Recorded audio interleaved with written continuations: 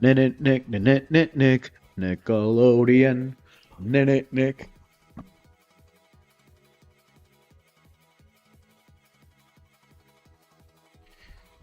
I said Nick, Nick, Nick, Nick, Nick, Nickelodeon. Nick, Nick, Nick, Nick, Nick, Nick, Nick, Nick, Nick, Nick, Nick. I am retarded. Okay, enough bullying yourself, because you're getting bullied by normal people at work, and one light skin who still have yet to graduate at high school, but he probably got his ass smacked. But anyways, just trying to share some things a bit. But how is it, everybody? I'm Element Reptile. It's your boy. It's me. Today is Thursday, the July the 7th. It's 4:50 p.m. But that sounds nah, that sounds very millennial. Look, let's cut off the numbers and all that bullshit, okay? It's your boy Element Reptile, okay? Welcome, bro. Look at to me, man. Look at my I'm fat as ever, gaining weight, sadly, because I'm feeling depressed just because I got a job. But I be also the same way too, because I was unemployed. I was getting fat then. I'm getting fat now. My God help me. Come pinga, por favor, de Dios. But yet again, I'm trying to keep the voice pretty low because we have some guests, you know, talking about things, trying to be respectful, all that kind of good stuff. So, I mean, once they're gone, when they're really gone, I will go nuts. But maybe unless they stay, all that stuff. Today I'm continuing my show. We're gonna be continuing, man, continuing the model sheet today.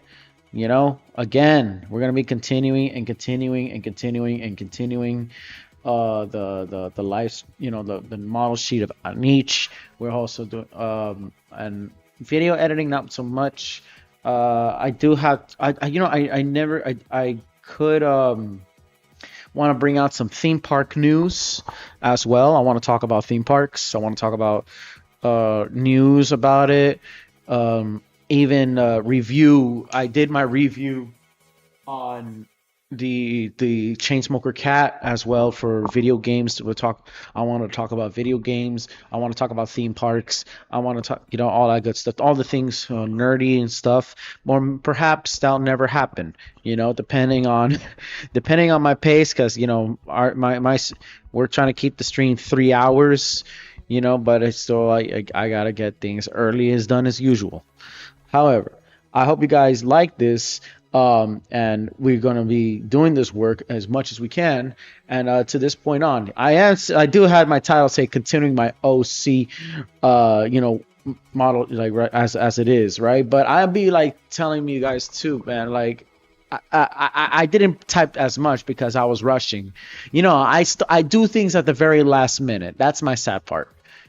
Right, but even that, I do things 10 minutes before, and I'm going. I have different. My mind goes in different ways.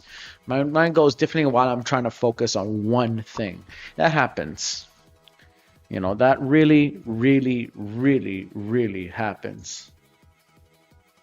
But either way, let's get this shit to it, man. Let's get this. Let's get to this.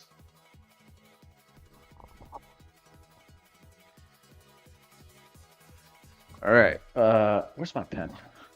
So I did the first parts of this character Anish, which is basically right next to you, like this. I still, of course, I did the full body shot right here on Anish, and I'm now gonna be this is gonna be pretty much I'm just gonna do this black and white. Let me see my text. Text.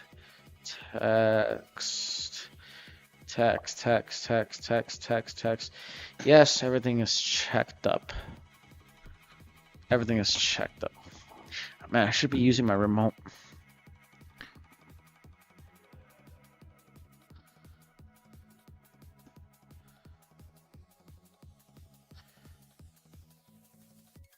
So what should I have in mind? Well, I should have everything in mind. I should have everything in mind, and what's good or what's not, depending on my behalf.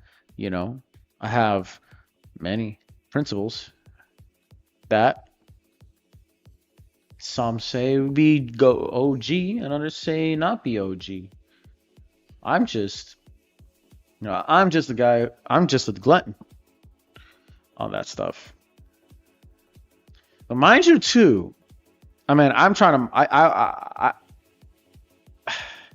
I'm trying to I've tried to multitask as of recently. I mean, I've been multitasking for years, but I never tried. But I'm pretty slow now. I'm not as fast as it is. You know, I'm 27 years old, right? I'm working right now at a part-time job next to a kid who is bluntly 19. Bluntly 19, or I think he was 18. He said, but actually no, he said 19 to me. And man, like the energy that he has is completely like more vastly different than I am. Like I really start to feel my age.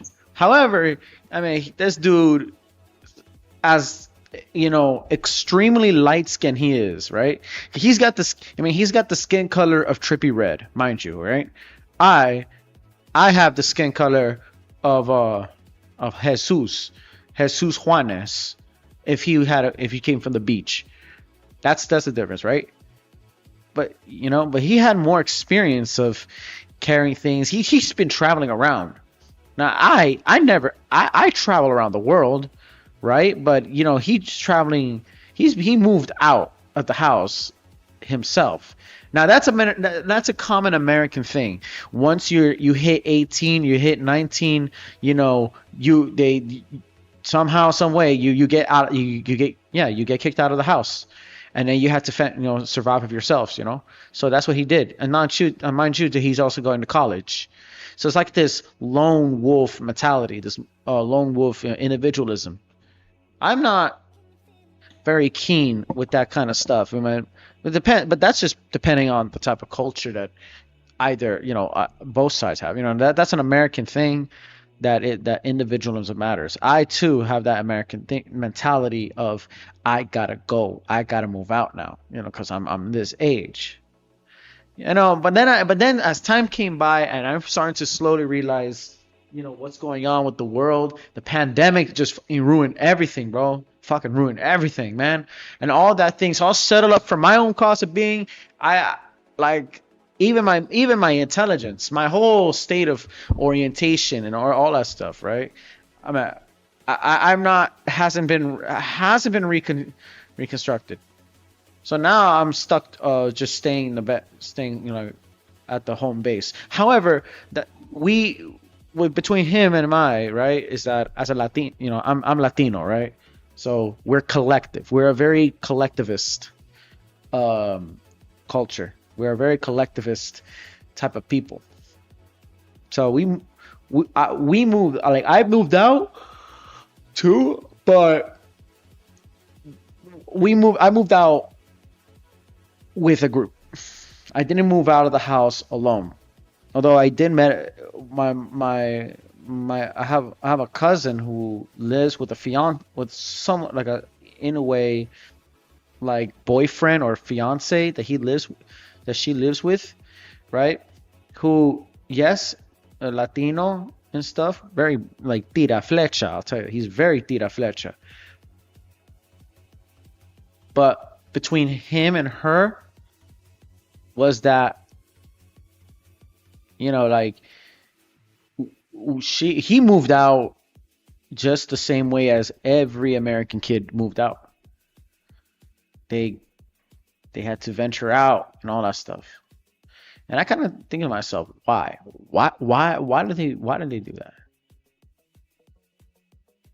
Though, why did I even make up that answer if that is the obligation? In a time like this, it's right now is very conflicting. People are struggling to find jobs. All the most creative teams are winding up at working in blue collar jobs or trade school. And I did talk to my cousin I did talk to talked to one of my homeboys back in Miami. He said he's got to get out of the house, man. He's like a right. He's like a family friend because he's a friend of ours, but he's also lived within the same household and the same family ties in history along with my mother and my father, because my father met their mother in Venezuela. So as a Venezuelan, so I'm hearing this out of him. It's like, hey, listen, I'm done. I'm actually done getting out of the like living with these, living in the house. And I said, well, you should have been, you know.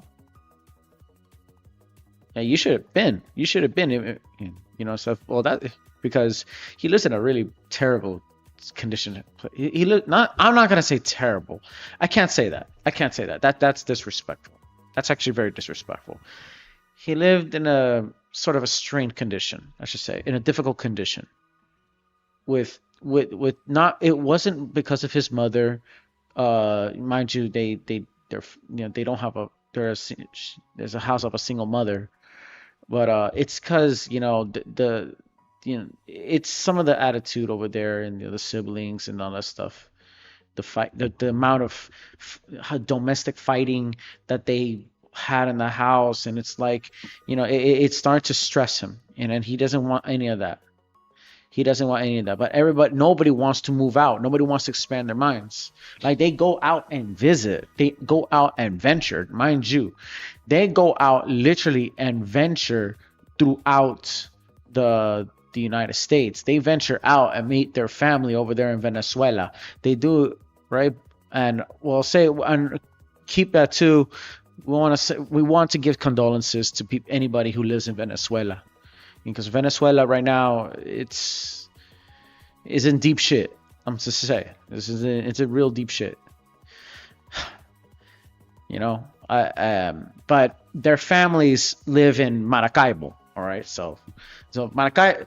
So what happened over there in Venezuela was that people say that was a whole city of Caracas and all that shit. No, it didn't. It was in a city of Guane. But even though, I did met a Venezuelan who had a friend that was born in the town of Guaire. And rest that man's friend's soul. It's really bad over there. It's really bad on that side. But my mom, but my homeboy's family over there in Venezuela, they're okay. It was not the big city. I thought we all thought that what happened in Venezuela was the big city because, Twitter and social media made a fuss about it. But it wasn't. I mean, would it be very wrong if I said that it happened in Caracas? Yes. Though the dark side of me is, as wrong as it is, that means that that socialist temple over there in Caracas is finally destroyed. I mean, everything. But then that's me sounding too right wing, too pro Christian and stuff. So I won't say that. But no, my mom's friends, who is Venezuelan, that I grew up hanging out, meeting her children, was basically my homeboys. Basically, we're such family friends for so long. We're such family relatives. We're family friends for so long, even though we're not interconnected with anything. That we grew up with each other, so we're so close. We're so close to the point where we're a blood family.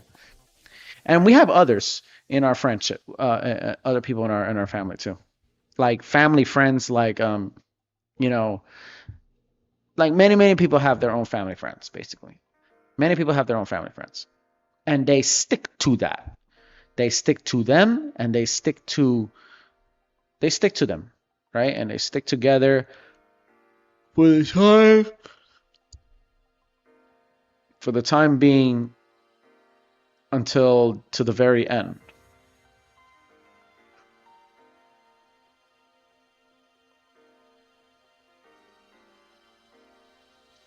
And, you know,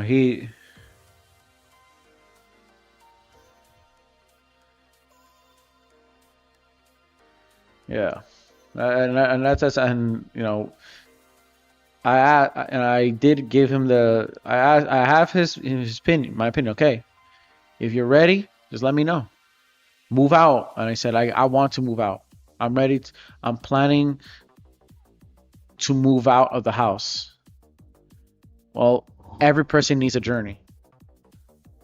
I asked him, how old are you? I said, he told me, I'm 25 years old. I'm like, okay.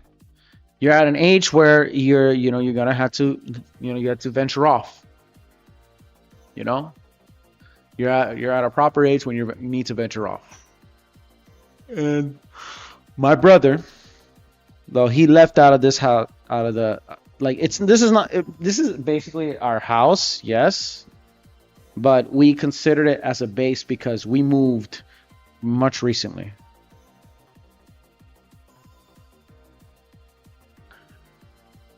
But when he said, "Yeah, all right," I took the offer, and I'm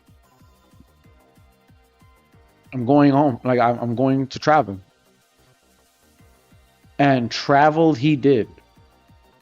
Man, I was so happy for him. I've never been this happy for my brother to finally travel, because he needed it. His mind kind of needs to stay open. That's all. He's been through many fuck ups. My older brother had been through many fuck ups in his time, and I had to bear to kind of like see that. Like, I didn't get involved with his shit, but his hypocrisy overwhelmed me. And trying to become the protective brother, but he's doing stupid shit. But he did some stupid things. He did some very stupid things. And that's also what's going on with my homeboys. My homeboy is a sibling of 3. They're a family of 3 kids. So he has a brother and a sister. They're both bipolar. That's another thing. Both of them are bipolar. One of them, and they both argue, and they were trashing the house, and he didn't. One time he didn't want to leave. He didn't want to talk to anybody, because he couldn't bear of just seeing the siblings arguing and like the whole family going mad. So that's what he's telling me. And then he tells me about his brother, who is still to this day, fucking up there. He said, look, I gave him one last chance to help. I got one last chance to help him, but he still won't change his mind. I no matter what he does, he said, I gotta get out. I gotta get out. My sister also gonna hold into her composure, and they're always bickering, and they're always getting divided this way. Everybody be bucking out and not paying attention to what's going on, and so therefore they still repeat again.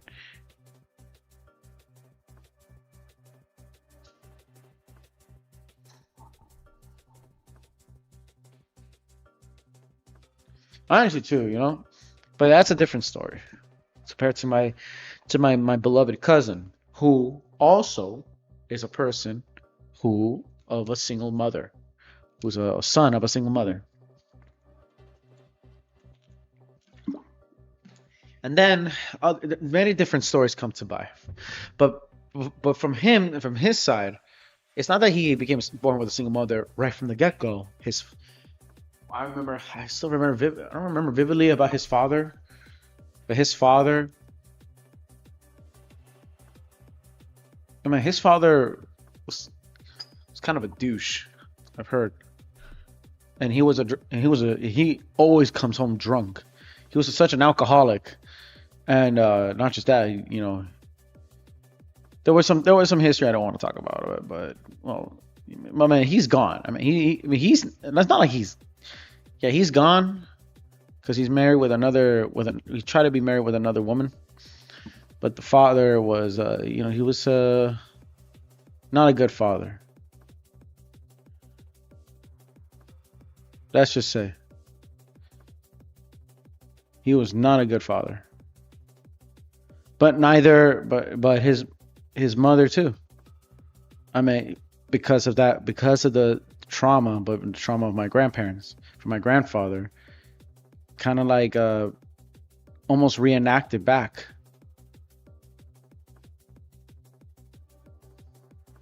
So she's happy being single in the house, being alone in the house, in a way. But that's fucked up. That's kind of fucked up. Let's go back to talking about something else, something lighter.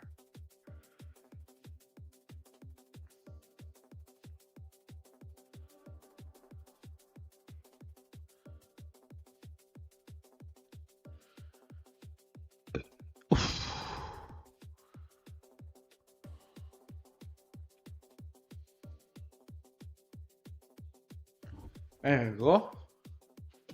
I have the hair nice and good. I have the hair nice and good.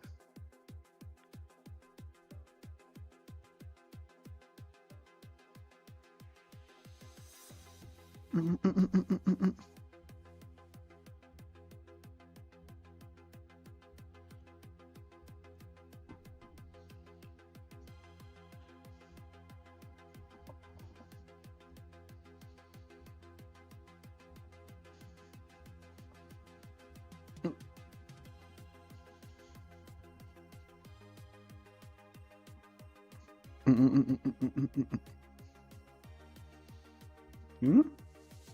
So then black and white here, black and white here.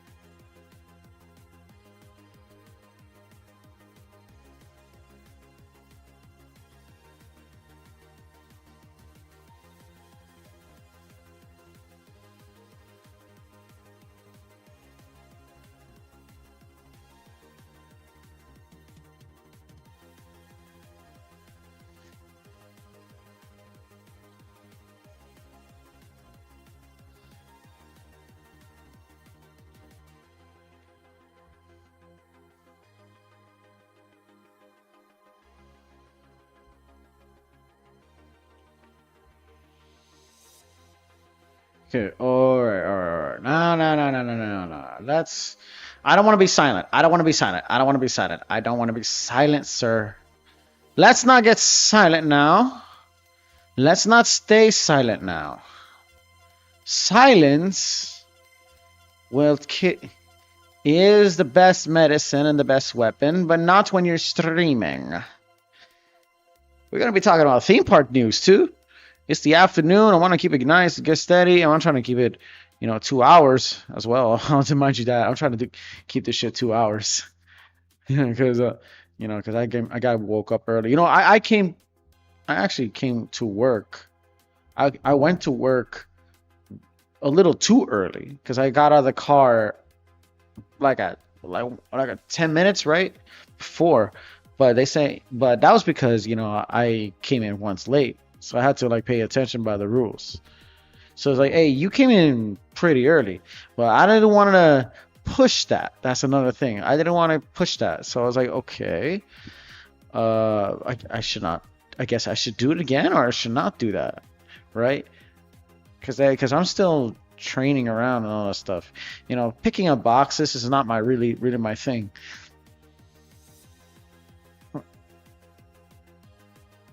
Like, I unloaded boxes before. Like, no, I actually loaded, but this is like one of my first times actually loading up a box.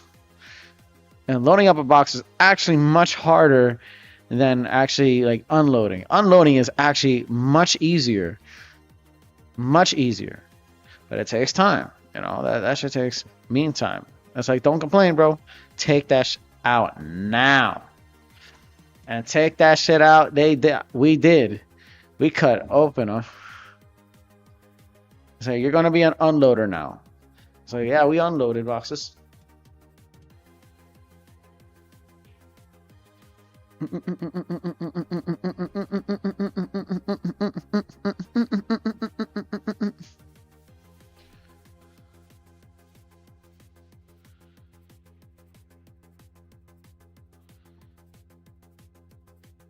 Right here, we got you here. Oh no, right here. The skin, yeah, this skin part is always there. One's peaceful, one is not.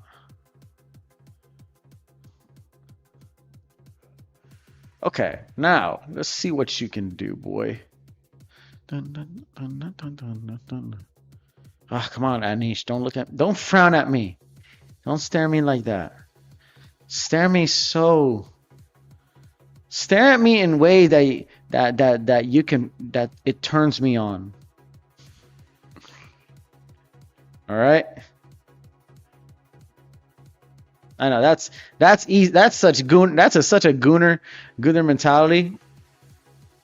But also too, mind you, okay, I had my community gym got donated a wooden dummy. Mind you that. It's like, hey, yo, anybody wants this martial arts wooden dummy? It's like, oh, okay. When people saw that, it's like, okay, for the kickboxing, martial arts. He said, "Oh, martial arts, okay." And then somebody actually put a wooden dummy. The community, this is community I live into, right? They actually got a wooden dummy for the gym, because their gym is community based, and people don't come in and donate some things, and then after they donated it, and they're just like, holy shit, like, I saw it, and they're like, hey, yo, you got to check this out, what we got. You are not going to believe it, man. And because they know me. People know me. And I'm like, okay, let me see what you got. And and I saw it. It was a straight up wooden dummy. If you didn't see my short video on YouTube, it's a YouTube short, right? It's a text. You just got to go to my channel, just go to shorts, and you'll see what it is, right? It's a wooden dummy that wasn't bought officially from the community gym. It was donated. Somebody donated to them a wooden dummy because they recognized me using a kickboxing bag, and I use kickboxing bags, so now I'm updated. That shit's hard, but one thing that gets to me in mind is that wooden dummy is lacking a bit of sand, because or cotton sand, right? Because that thing is hard to hit. I mean, I had some bruises. If you check it out right here, you see my little, like, the areas right here. Oh, let me show you guys. Like, look, you see these little small bruise areas right here, especially from, I don't know, you can see it faintly, but it's usually here, right? These two bruise marks, elbows, that's from the wooden dummy that you saw. If you see in the video, it's hard, and it conditions the bone, bro. And it was like. Like, yeah, like, I know I'm not gonna be Ip Man, or maybe Eco Uwais from the raid, but I know, right? I'm not gonna be like trying to be Ip Man or some shit like that. But it's therapy, because I do need this sort of extra kind of learning to take downs and all that shit. I need to learn, because I do like the kickboxing thing. Well, not really. It's kickboxing, but it's too capoeiric. That's what I do. But I don't. But I can't do flips. I can do flips on to water, but I can't do flips on like literally land place on the hard ground. I get too scared. I'm too scared to do that. I'm really way too scared to do that. You ain't gonna front. I ain't gonna front. But many people are very athletic. I know, bro. Whoever did that. No, actually, someone did it. Yeah. And I researched. Say, hey, yo, you know the person who did it? Yeah, he said he's some guy. It was a seafood trainer that lived in the neighborhood. It's like, oh, word, because I think I've heard his name, and I think yeah, and then the person I'm talking about actually a local trainer, goes by the name of Torrin Velez. He's like a disciple for Wing Chun and all that shit. But I'm not I wasn't doing Wing Chun. I was doing whatever the f I was doing. I was doing crazy. I was doing crazy. Hmm. Either ways. All right, now I know I'm going to retype that. I'm going to retype my.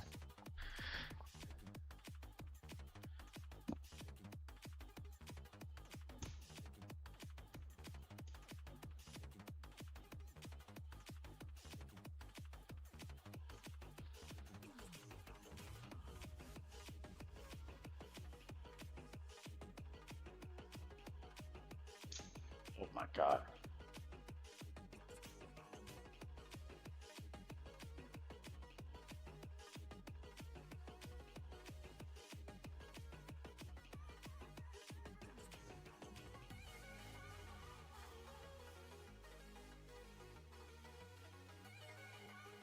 Damn.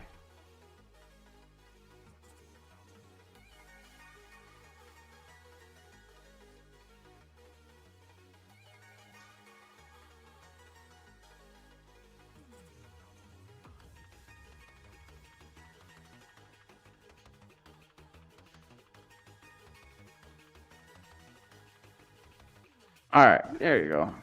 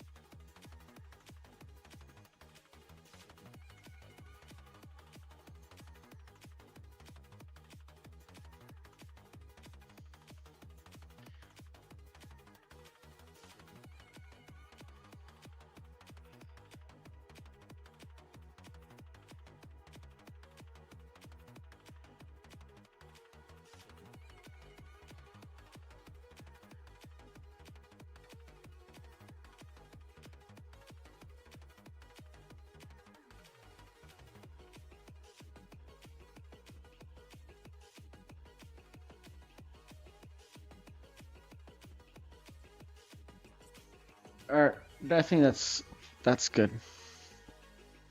Actually, no, I gotta reshare again.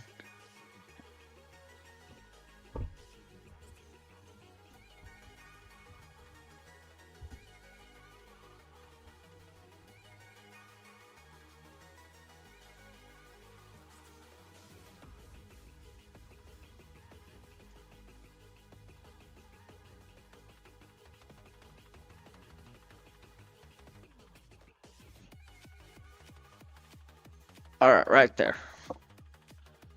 I wonder if anybody's even paying attention about what I'm doing. I'm like a ghost, honestly. I'm just trying to focus. Like I'm looking at my machine, but I'm nothing. No one's taking a blip.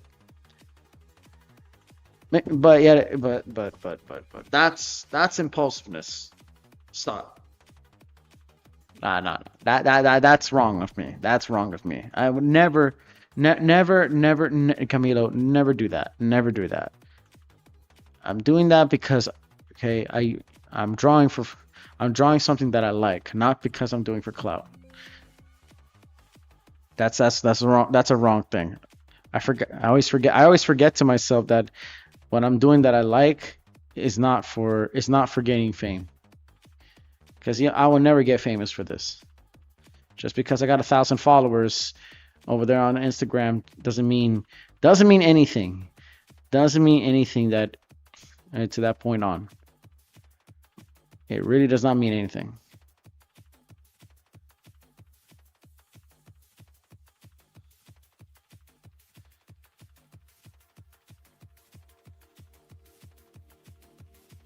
But I have it all.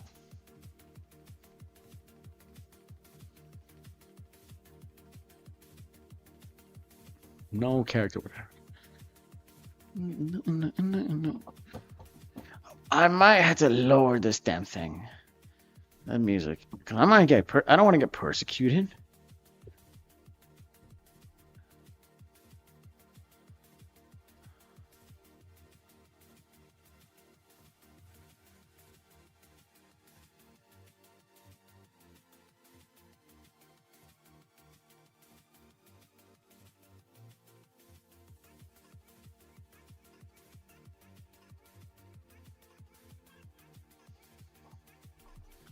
No.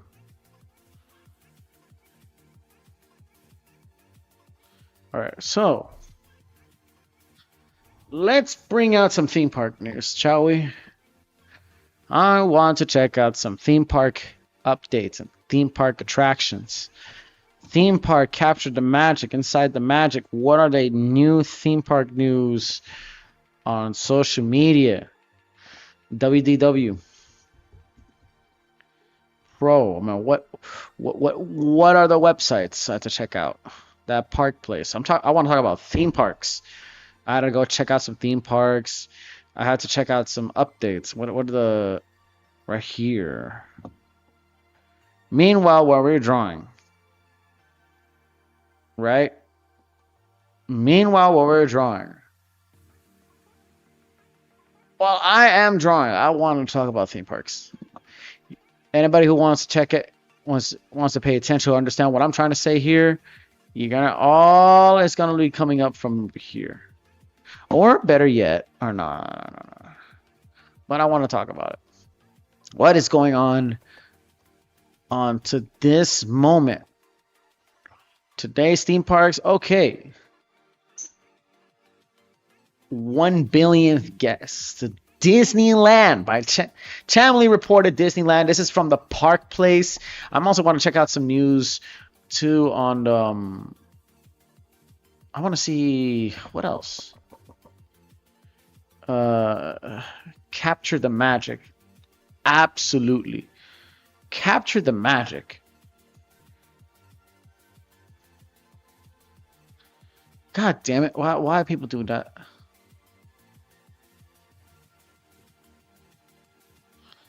I got some magic in me. There you go. So there's these two ones. Don't tell me we're doing another Santa Claus. No. Let's not do that bullshit. I can't believe they do that. Don't tell me they're gonna do another holiday update over in Disney World. Stop with the clout. Stop with the clout chasing. Seriously, man. We're just in the middle of July. We are in the middle of July. Are we still gonna do some Christmas shit? No. Keep July. Jesus Christ, bro. I got some magic in me. Magic. And there is no theme parks in me. Theme park news. Attractions magazine. Attractions. Okay. It's failing on me. Okay, that doesn't matter. So what matters here is on this report, right? So I'm going to keep drawing. While you guys pay attention and probably are not going to pay attention, you just, for those who are just going to simultaneously skip and skim just for the hell of it because you just wanted to see the final product, right? Or perhaps because the algorithm in YouTube, in this platform, decided to not care and decided to put a third watcher just because he had feelings for me, all right? I'm just gonna speak out of my mind. What else so far? if that is the case necessary. If that is the case necessary.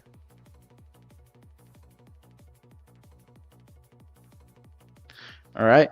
So within this, we know that Disney had made an announcement for they had welcomed 1 billionth guest, and it says it like this. All right. Disneyland Resort has reached a historic attendance milestone by welcoming its honorary 1 billionth guest. 1 billionth guest is that's a big bunch for a historical theme park. Keep mind you too, it's a historical theme park.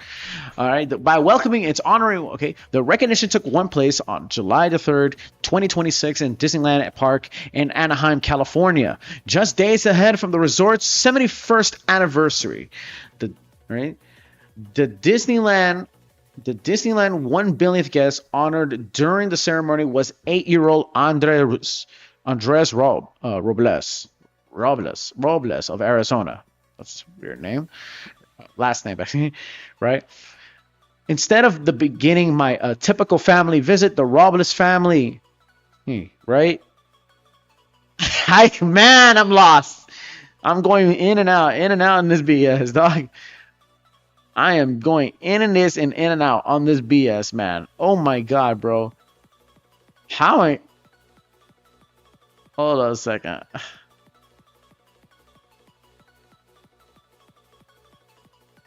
Okay, okay. The Disneyland 1 billionth guest honors during the ceremony was 8 years old. Andres Robles.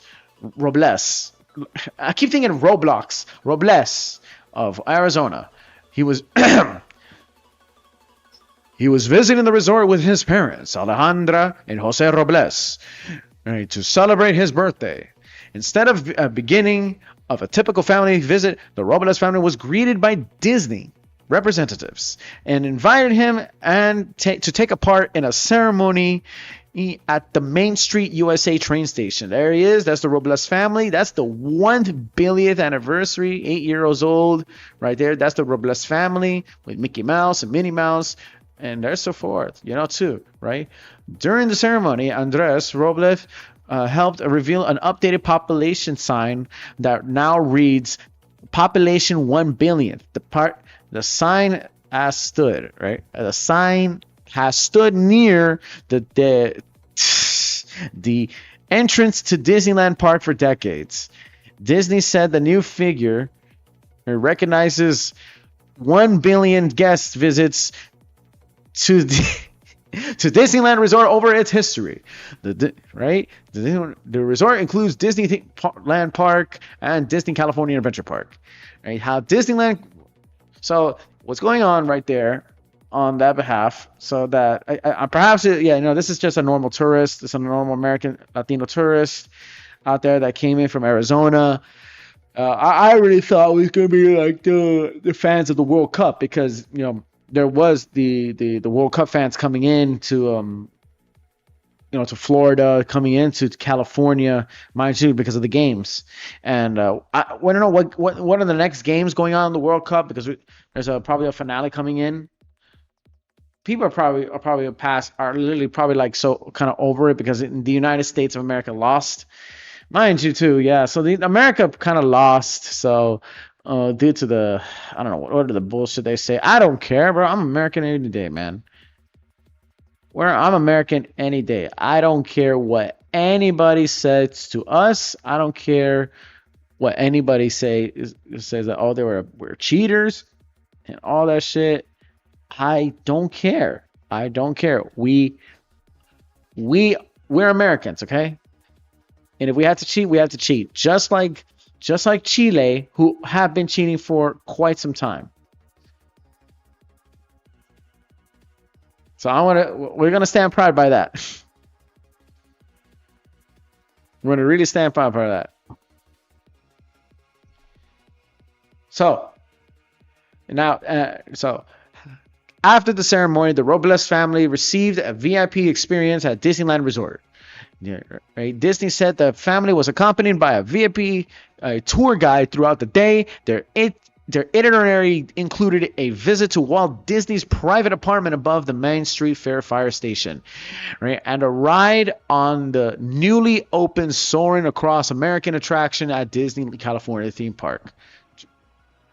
Or California Adventure Park, as I say, it's March 2, because that's what it is, California Adventure Park.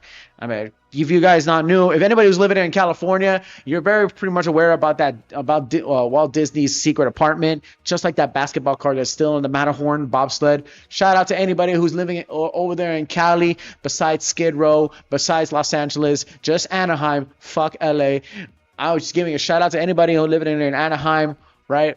And knowing about that stuff, that the Matterhorn bobsled still has a secret basketball station. Shout out to all the workers who are also working so hard and getting paid so little and almost getting robbed every night and day at nighttime at Anaheim after their work. Shout out to those. I pray for you. I should support you.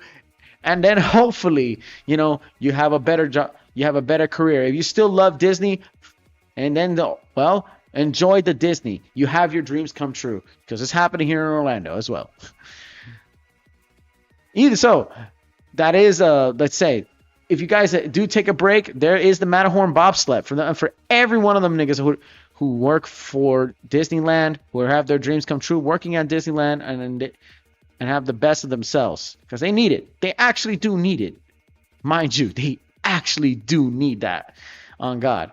Okay, Mickey Mouse, Minnie Mouse, Donald Duck, and Daisy Duck also joined the family parts of the celebration for photos marking the occasion. All right, the Disney family would enjoy additional experiences throughout the resort as part of the honorary 1 billionth guest recognition, although the company did not provide further details. So, like I said, I give a shout out to any of the YNs out there who are trying to work so hard, I bet you're going to have pretty hot. I mean, I wonder if the World Cup would actually amped up Disneyland in the way because of the fans. A landmark for the Disneyland. Disneyland opened, of course, here's the most occasional history that everybody knows. The beloved Disneyland opened on July 18th, 1955. How long is 1955? How long is 1955? Mind you, think of it. How long is 1955? That's almost half of 100 years old. Oh my God. Marking the beginning of a new era of family-centered theme parks. It was the only Disney theme park that Walt Disney personally oversaw from planning through completion. The property later expanded into Disneyland Resort, which now includes Disneyland Park, Disneyland California Adventure Park, 3 Disney-owned hotels, and the Downtown Disney District. God damn it. One thing that I kind of missed was the fact that during my time, right, we still had Downtown Disney, the name Downtown Disney, until 2015. After 2015, they started changing it to Disney Springs. It's still Downtown Disney to everybody's hearts, all right? And here in Florida, which is the home of Walt Disney World, which the great Walt Disney creator had dreamed of creating Epcot, but I'm pretty sure the Epcot didn't go well as planned. Though I would say this too, if we say Downtown Disney, but some of the older, most OG theme park nerds, the most veteran theme park lovers and theme park fans will still call Disney Springs here in Florida, which is in Walt Disney World, as Downtown Disney, because they recognize Downtown Disney. They recognize that Disney Springs was not ever Disney Springs at the time. It was always Downtown Disney, because we had Planet Hollywood. They had such a vibrant set of activities, and they still do. They're growing right now, more activities to come to share, to keep it eternal as it is. I mean, Cirque Soleil. We still have the Cirque Soleil stage, and they still consider, right? And that was during the time that Disney Springs was Downtown Disney. Now the only Downtown Disney there is going to be in the one in California. They still hold the name Downtown Disney's District. We are now completely Disney Springs, period.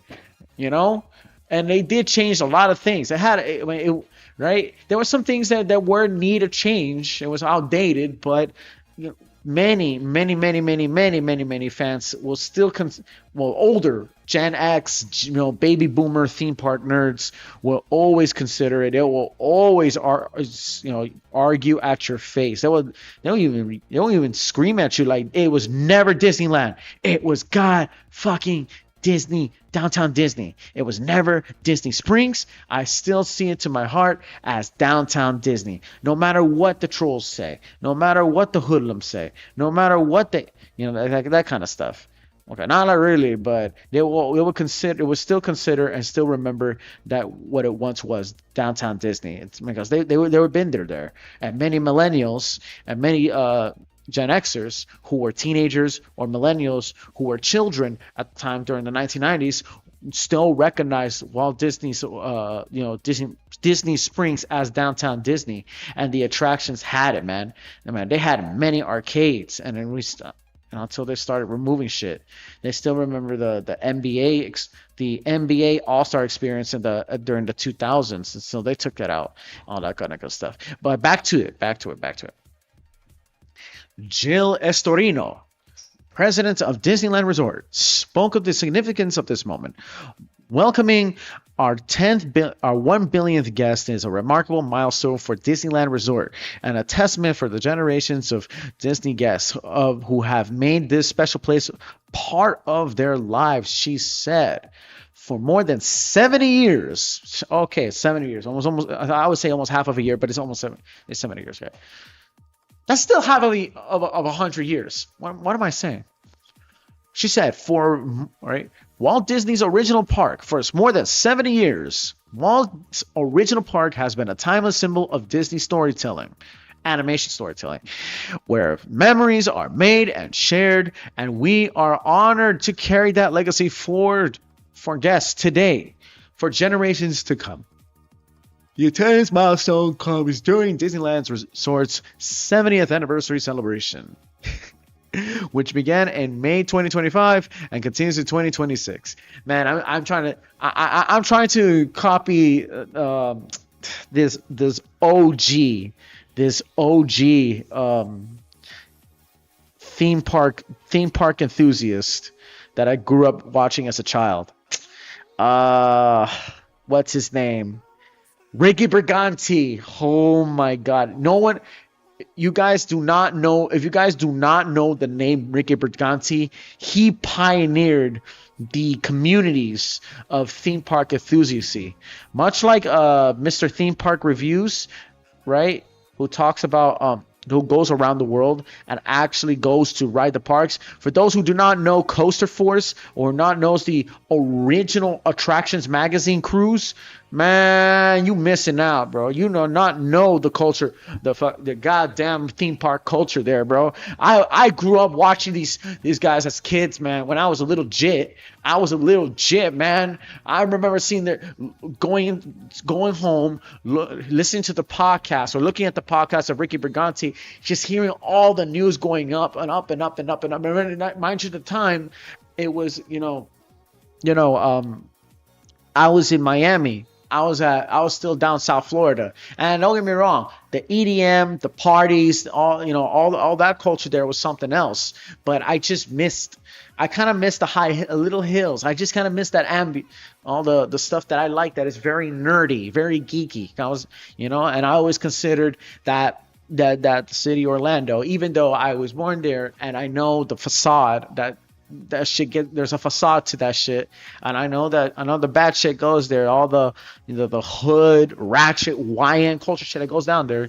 I understand, but it's almost the closest step to Hollywood. That's all I'm saying.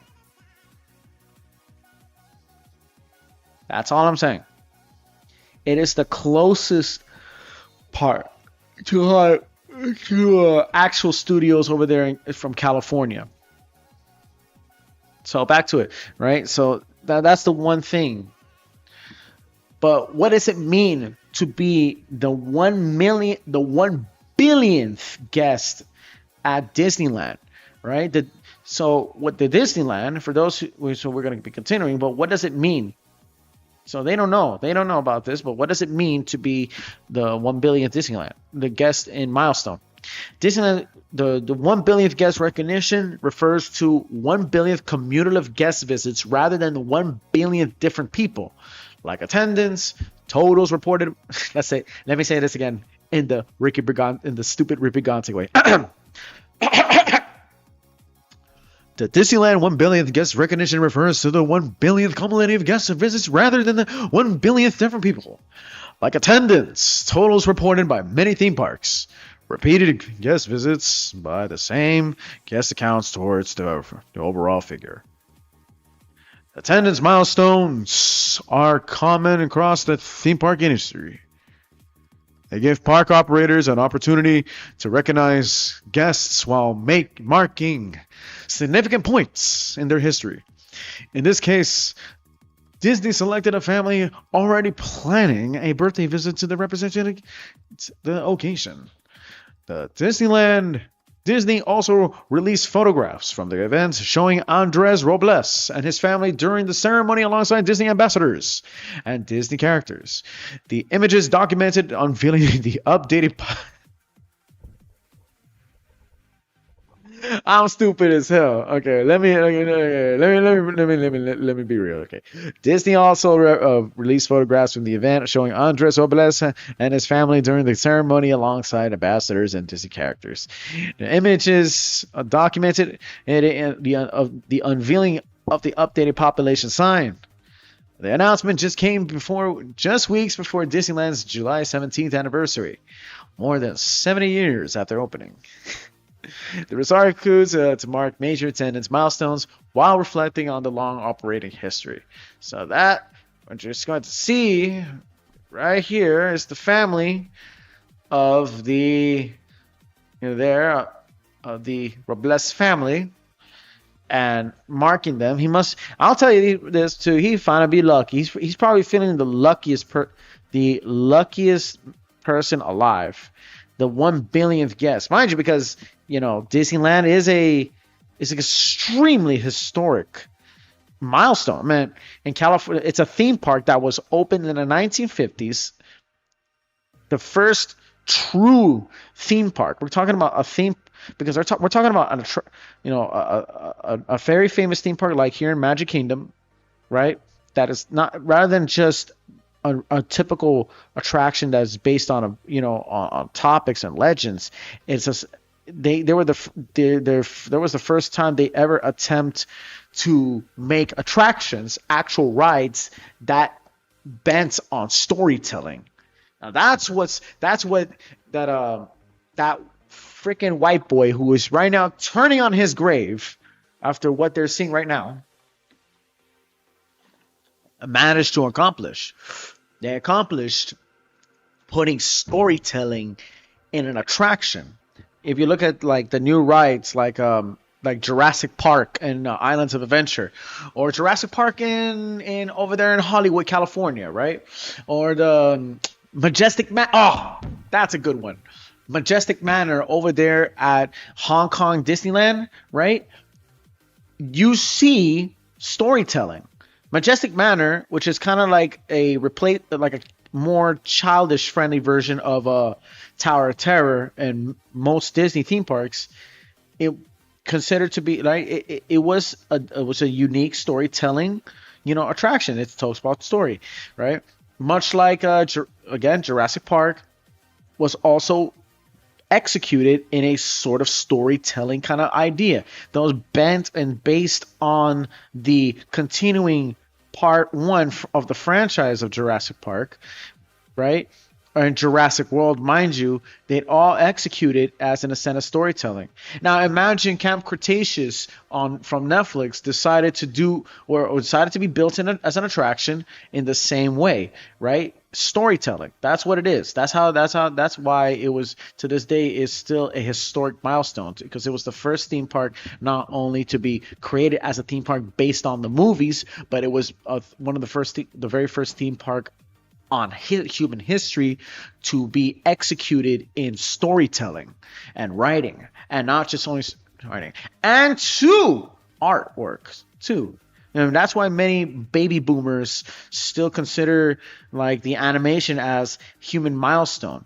But that the curse too. That's the curse of it. Of you look and the flip side too, when it comes to this theme park. You know, Disney right would be rolling in his grave to see what's going on, bro. He always convinced that as a fucking Puritan he is, right? He would consider that most cartoons are for kids and has to stay for children, which damn right had cursed us. That which is another factor too, bro. We were cursed on God. We were cursed with that freaking acknowledgement. So we were thankful that sorry, that this gangster nigga, this OG who made the theme parks, who created the attractions, who uplifted and created and made the city of Orlando what it is to be. However, he cursed us by limiting our own minds. And the one person who actually able to break that mentality was going to be Ralph Bakshi in the 1970s with Fritz the Cat and Coonskin. Ralph Bakshi did things that are for adults. I'm not saying that animation needs to stay for adult. No, I understand. Yeah, that too. That that there are if there was such mediums of all, they had to start being careful for what they watch or what they should not watch. I understand that, but imagine a PG-13 a show like Jujutsu Kaisen. Well, yeah, a show like that, a shonen show like Jujutsu Kaisen is so popular for kids because it has a fan service shot. Not many people are faced by that, but it's still very popular because it's something that is more unique. It's not that doesn't stay in the same basis of a Disney thing for kids. I mean, I would have to say too, if Walt was still alive, he would not be also afraid of pushing the boundaries. Many people will say, "Oh, they're not afraid of pushing boundaries." Man, anime proved that pushing the boundaries will be bringing more uproar. Man, Pablo Picasso, the same thing. Mind you, too, man, because we did, I think in the 2000s, we had the studio itself. They broke the mold, man. Bro, DreamWorks broke the mold when they made Chell on Road to El Dorado, bro. I'm not gonna lie, old DreamWorks had a key. The old DreamWorks had something to work. 2000s American animation features had a thing. They really did. But because of this guy whose purity is to say animation needs to stay for children, for the sake of children, for the inspiration, bro, I hate. That's a curse. It is the greatest curse of our lives. And we all had to suffer for that. That's why many people have to resort for anime. I mean, I wonder how would he feel if he sees Marvel. He'd be freaked out. This guy was coming from World War II. He's trying to be something he wasn't.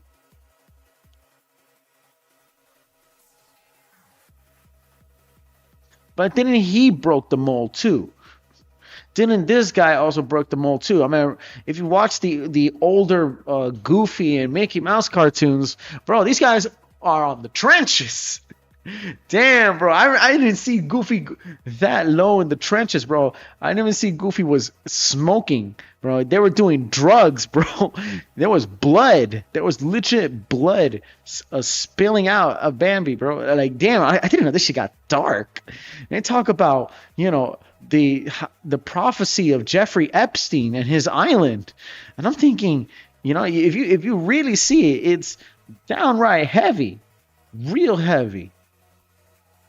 Right, but they were not. But such things back then were not taboos. Such things back then wasn't a coincidence. They were just making things. And that's what should have been. They should have stayed making things, not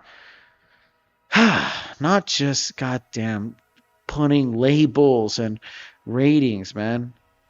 When you see when you start seeing something that you shouldn't be seeing and it's right there in your eyes, you you the person, stop watching it. It should not be for you. This is a level of thing of animation, especially with the censorship. When John O'Donnell said it. And that's the curse of us, man. It is the meanest curse of us. It is really the meanest curse of us, man. Actually, what am I doing? What did I put here? Oh, actually, it's a sandal to something.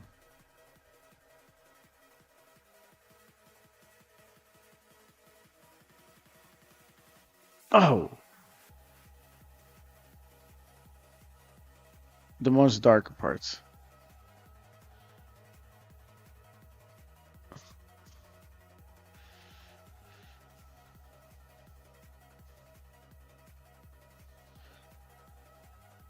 Wait, did I actually put sandals here, or this is the bandage? God damn it! Now I'm confused. Well, let's consider this as the sandal. Let's consider this the sandal. The slippers and sandals. The chancletas. The chancletas, sir. Like, see the way I drew it badly is nothing so even because I'm trying to keep it custom. That didn't work on my part. So yeah, that's what the you know the 70 years 70 years of you know of the Disneyland theme park, and mind you too, like many people around the world want to talk about that. California Adventure Park still has that. California Adventure still has the Grizzly Run, that Grizzly River Rapids. Yeah, there are so many mountains in the Disney theme parks, right? Even though Splash Mountain, God damn it, that should bring back. No, Splash Mountain still exists. Splash Mountain still exists. Splash Mountain still exists. Keep that in mind in Japan. That too. Keep that in mind. If it's still there, it's still there. Now, Universal Japan is another kind of thing to talk about. Too. I want to bring out some reviews on this one. Hold up. Let me go check it out. I gotta go. I'm gonna fill this up for a bit. Stand by, yo. Stand by.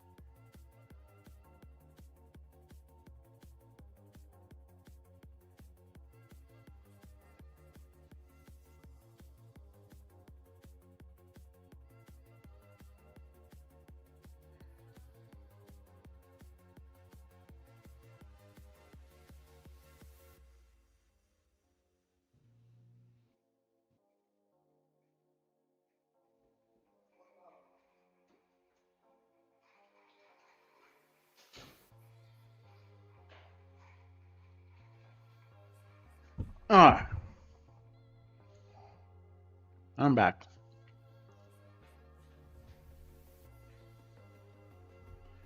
These shoes are not working.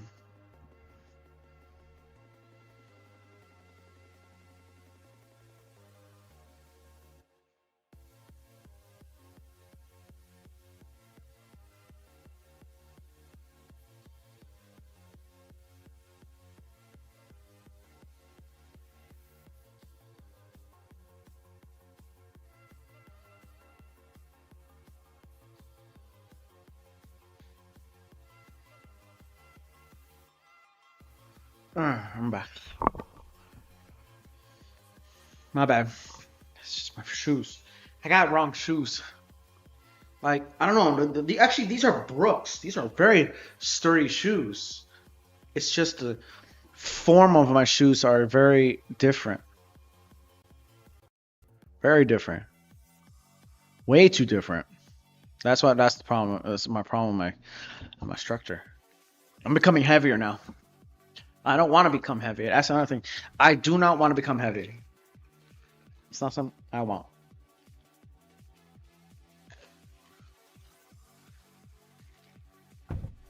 I got big shoulders. I'm a bit built, but not too built. Anyways, all right, now time to kind of like bring it downtown. We're talking about now. As I'm still working on this, I'm now kind of stuck. I kind of have to remaster. What did I just do wrong on this? Maybe let's go check it out. Wait, here, here, here. 1, 2. No. Just 1, 2. This whole, I think just this whole sock needs to be completely re-simplified. Like skin wise, oh my god. Let me just gotta really, I really had to understand my anatomy. I don't know if this.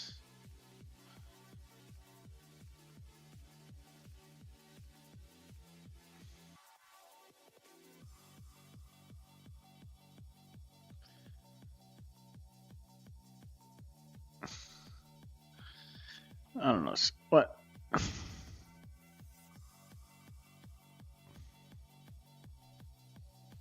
Oh my god.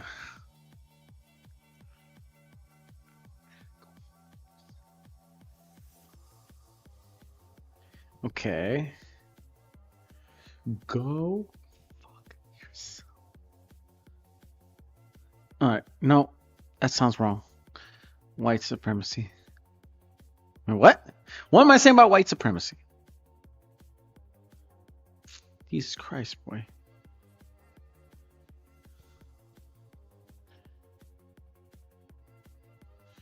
See, I don't know where did I. It doesn't matter. It doesn't matter. It doesn't matter. It doesn't matter. It doesn't matter. It doesn't matter. You'll figure out soon enough in the future. You'll figure out soon enough in the future.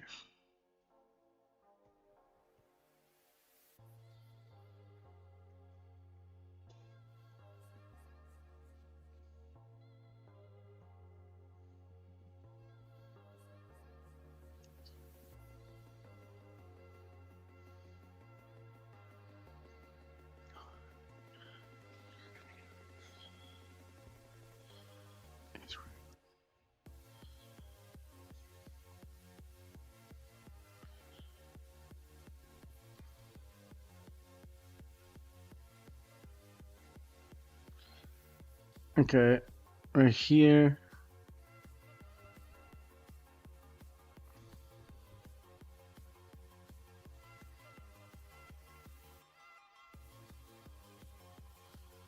There you go.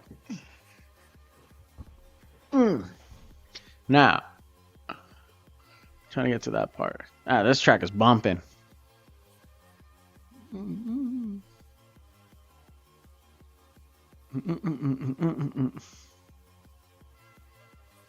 been listening to this music for a long time. God, this music had a. It's an old Nightcore mix. This is the old sped ups, but I always consider it geoprog. Something. There's something about the sounds that takes me back.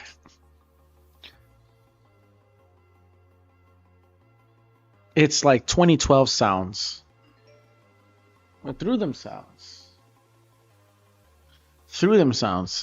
things sound unique. But that's just me rambling right now because I'm focused on something. Dale. I think somewhere on the. Well, maybe perhaps I'm just gonna go all the way black, paint it all down. I really want a waifu. That's all I ever wanted. Actually, I really wanted a waifu, and Shield's gonna get a waifu. She is going to get a waifu. She wants a waifu, she'll get a waifu. Right there and now. Right here, right now. I'm getting. I don't think any Mayans have like these high socks, these thigh-logical socks.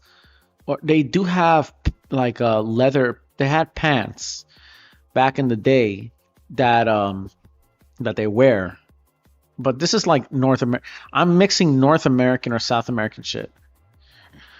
This is not like the accurate way of indigenous, because this is basically a woman dressing up like this. No indigenous. The only one that's kind of feminine is the poncho. That's all. That's all that matters is the poncho.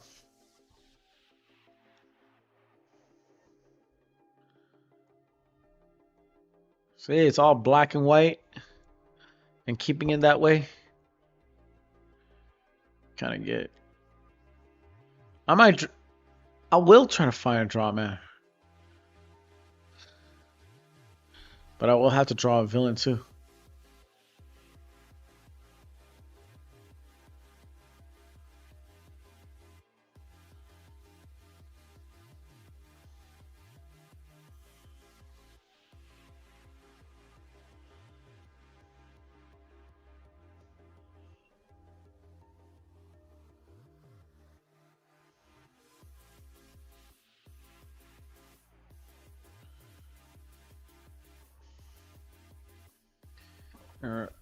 Now, let's get to it.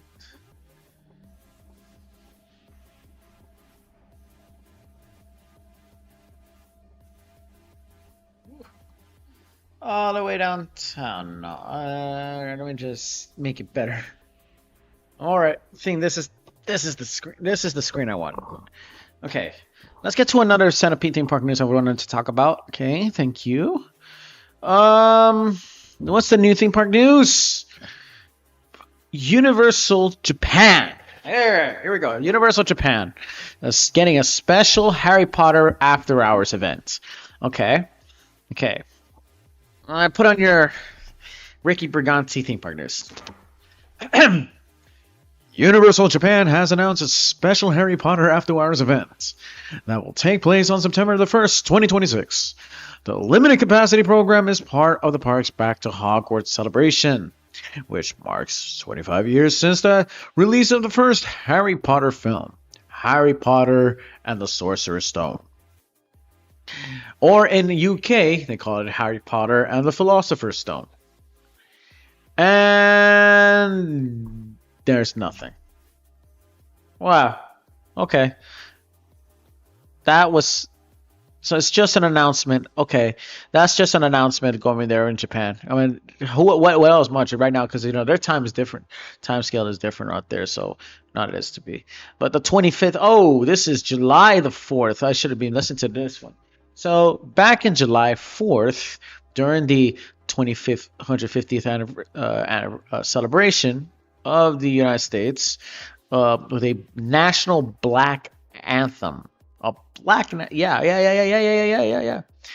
And here comes the controversy for some reason. There's a thing of why. There's one of the things I had to kind of capture the fact that the the Park Place is considered, it is on the side of grifters. Keep in mind too.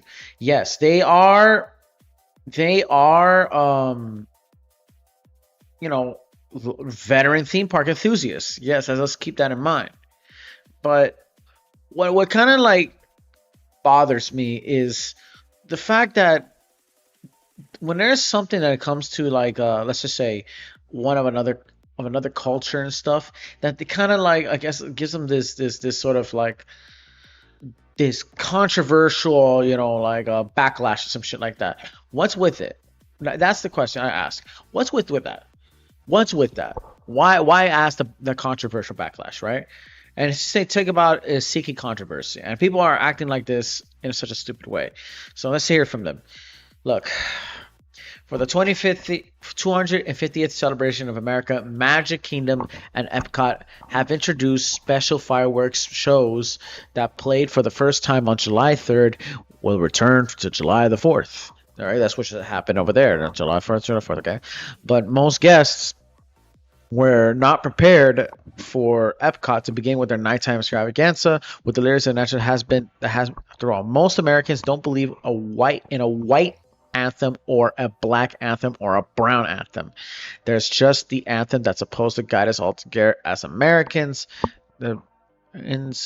towards a better future together. But like the NFL before them, Disney went out its way to remind us that the company believes in a different kind of USA. Okay, so that's the thing about here it is.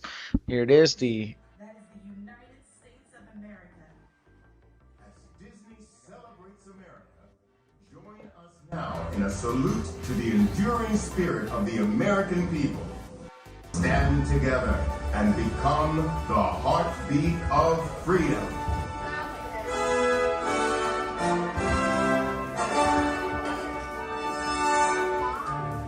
Lift every voice and sing. Till earth and heaven ring. Ring with the harmonies of liberty. Okay. What's so wrong about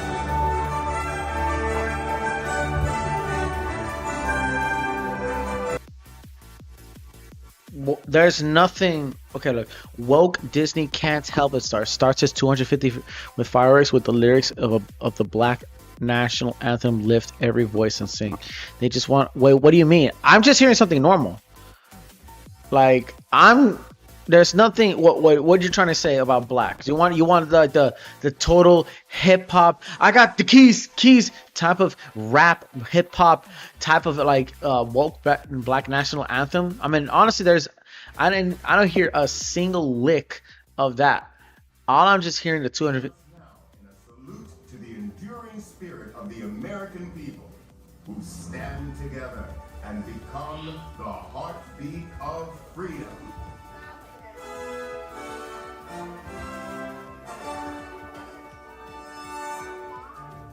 Lift every voice and sing. Till earth and heaven ring. Ring with the harmonies of liberty.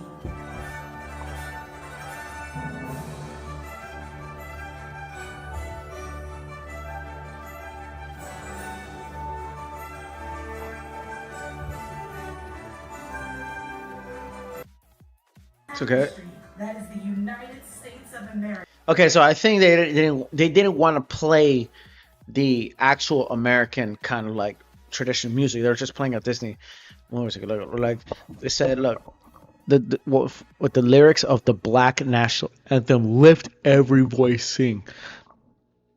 I didn't hear nothing like that. Gain lame, gain lame, gain lame, gain lame, gain lame. Okay, there's because I understand. Like, there's a thing about such things that happen out there. I can ask. Like, I will ask any of them white people, these stupid ass white people, right? Especially people of color who trying so best to be white in ways, you know. If Michael Jackson, if that Captain EO attraction was brought back, right? Would you consider that as woke too? Mind you, Michael Jackson is a black dude before he got the burn and colored his skin white. If Michael Jackson still has that Captain E, right, will come back again and make a song, mind you too. All right, Bill Cosby had a statue. No one said shit. I understand. Yes, there's this push and narrative of this HBCU. We as black and strong, we as black and tough. I understand that shit. It gets annoying. It gets really annoying. Don't mind. Like I would. No joke. They would get that shit gets really, really fatiguing for me. But I don't hear anything stereotypical hip hop. There's nothing woke to that. Besides the fact that they changed a goddamn show, like this goddamn like a musical of the for the 250th anniversary to something that is not part, of the culture. I didn't hear a single thing about anything stereotypical and anything black. Honestly, you're just grifting. I get it. Yes, we're in a time of fatigue, but I don't hear anything of that. Many of these people are saying lame and gay, lame and gay, lame and gay, right? And grifting are usually these conservative ass, people. These are conservative ass people. No wonder church is full of people I wouldn't want around my children. You can't just do. You just fucking can't. Pieces of shit. Can't put race. Can't put down your racist, faggot, trans, grooming, loving ways for 2 seconds. F you. I hope everyone roll their eyes, say what a bunch of shit. What? Okay, I didn't hear anything about that. All I rather hear was just the music. That's it. It was just a music thing. But what? Let me hear that. Let's hear it again. What did they really mean? I need somebody in the comment section and capture what I'm hearing. Okay. Although I don't think anybody knows I even exist. And become the heartbeat of freedom.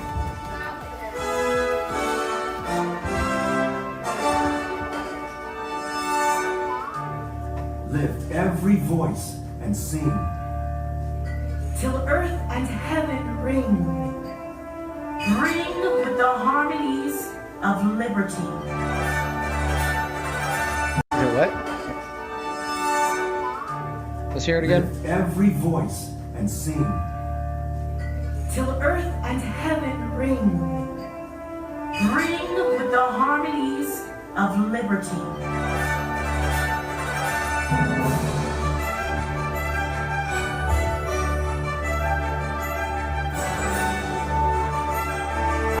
Okay, so they say okay. I need to understand this. Hold on, let me just pause the music. Let's go. We're gonna go back to it. I'll come back to you, music. I'll come back to you. Okay, lift every voice and sing. All right, let's see. To try to have the understanding of what's going on. Just hear this from here.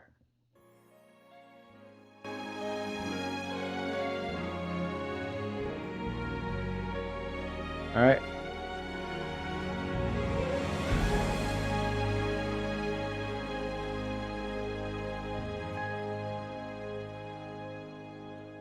Lift every voice and sing till earth and heaven ring with the harmonies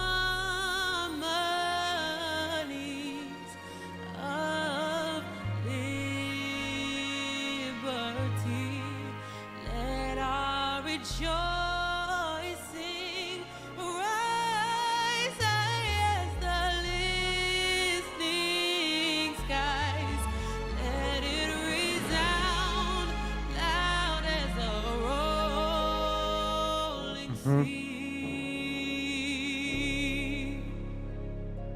Sing a song full of the faith that the dark past has taught us.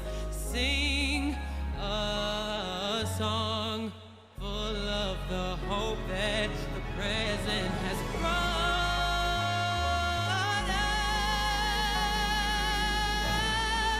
Facing the rising sun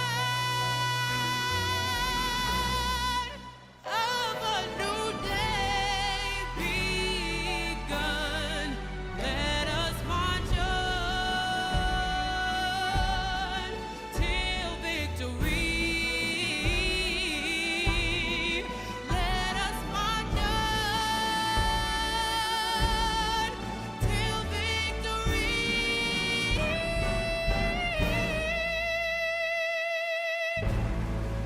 is won.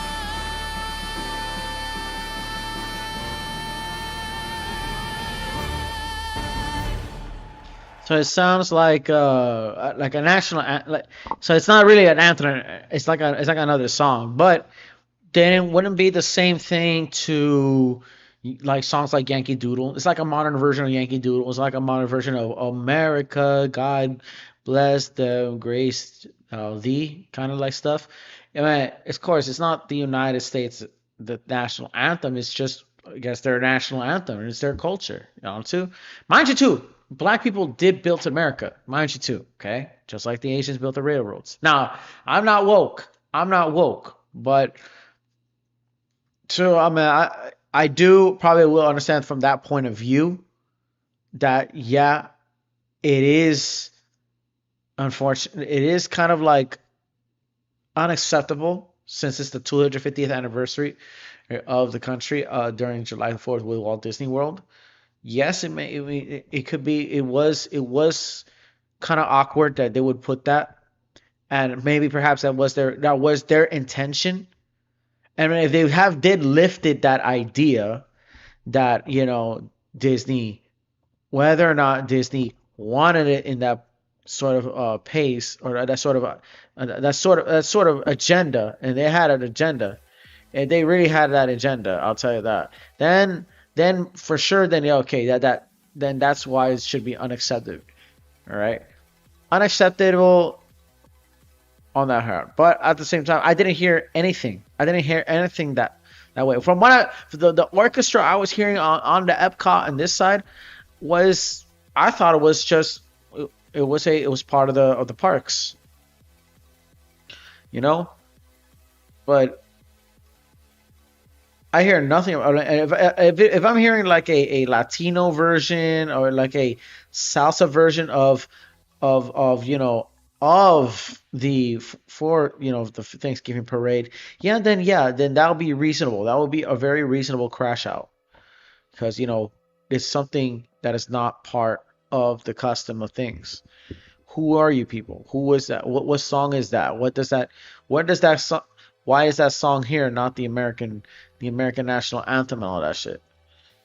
I understand that. I can kind of like, I can F with, I can dig with.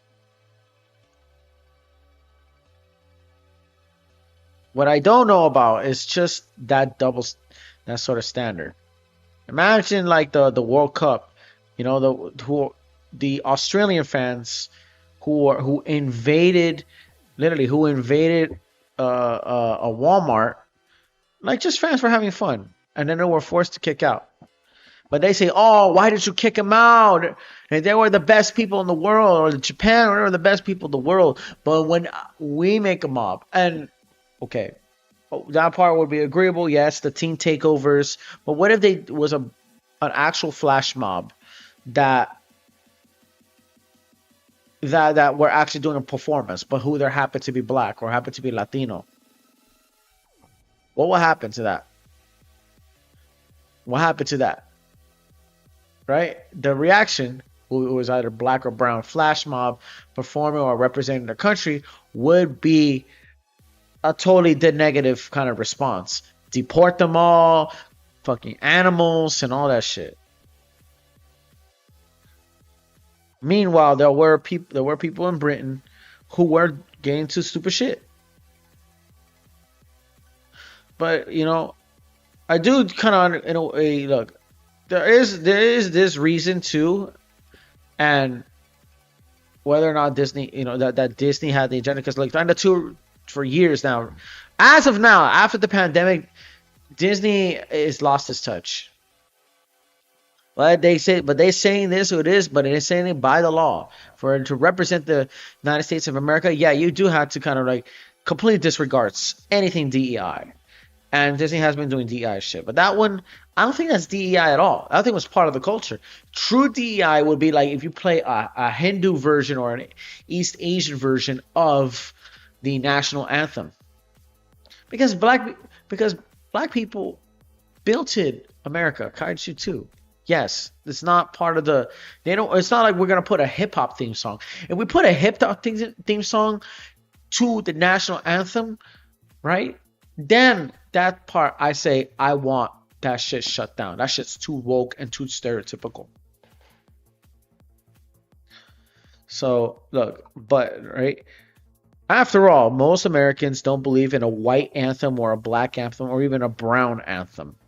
There's just the anthem that is supposed to guide us all together as Americans towards a better future together. But like the NFL before them, Disney went out of its way to remind us the company believes in a different kind of USA. There's nothing inherently wrong with the lyrics of lift every voice and sing. Okay, that's my initial reaction too. But it's also a piece of music that is used to remind Americans that we aren't united. We're not a pluribus unum. We're oppressed and oppressor. The national American anthem is somehow inherently insufficient for the country and all of its peoples. And so, on the eve of the quarters, America's quarter of 1,000 years, Walt's ideologically captured company made sure to remind us that they're voted at every turn being political.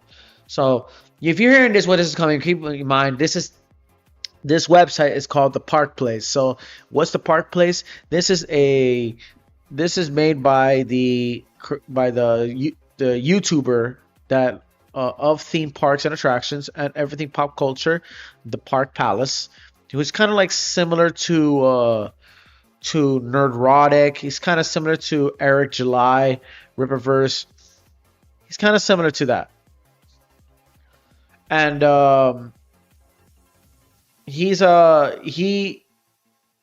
he made many years because he was a Disney fan. Mind you too, he was a Walt Disney fan. He made for many years, going to Disney and seeing the changes. He also made many news too. So, all right, and after that, then he started get more political. I think around. I didn't capture it in mind. From the first time I heard about getting political was around 2019, between 2018 and 2019. That's where apparently there's this weird shift of, oh, why am I capturing this stuff from the Avengers and all this? Like, something's happened. Why is the Avengers switching? That's what's going on, and that's what he started picking up. I mean, as well, Clownfish TV as well were saying the same thing.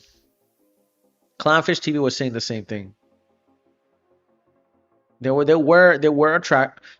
pop culture news enthusiasts. There were pop culture enthusiasts and even theme park enthusiasts too, because they go to attractions. They definitely go to attractions. So him, WDW Pro, alongside with other guys, to I think Dr. Disaster. There's another YouTuber go by the name of Dr. Disaster. Come by this way now. They do, yes, they are show credible evidence on the behalf of the the situation with all the basically on the bullshit that Disney or some scientists put, because it's true. Disney is being a crock of shit on putting all this woke politics, all this woke DI shit that nobody ever cared for. but they insisted to do so because they need the need. They have the need of representation and all that stupid stuff. So, well, what is to say to them? You know, I'm not. They don't even know me. I'm completely nothing to them. They've been doing this for years. They've been doing this for somewhere around 7 to 8 years. 8 years, mind you, 8 years in total. So they have been established for that for quite a good time, and they're still doing so, thanks to the rise of the media and YouTube.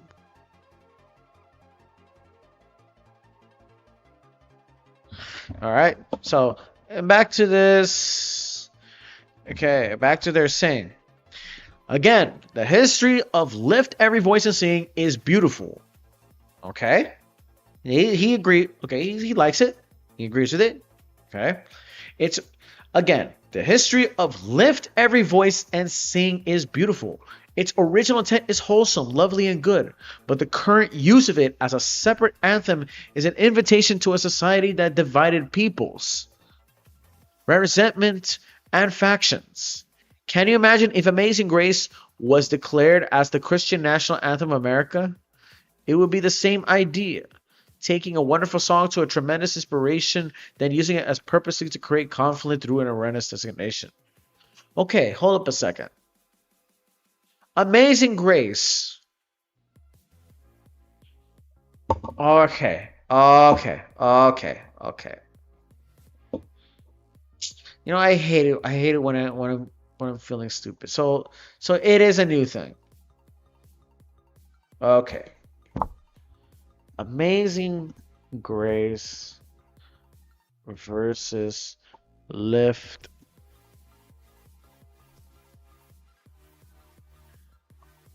Okay. But no. Amazing Grace. But during the Black national anthem during 1990. So no, the like there's which one is the Black national anthem actually? Like the origin, Amazing Grace came from England. Right? But Lift Every Voice and Sing, it came out in the 1900s. That's still history. That's still history to its point. Really. So what's up for that? Former slave trader during clergyman. So they don't want to sing a Black American song. Adopted died the NAACP in 1919. But it was a track. Hold on a second.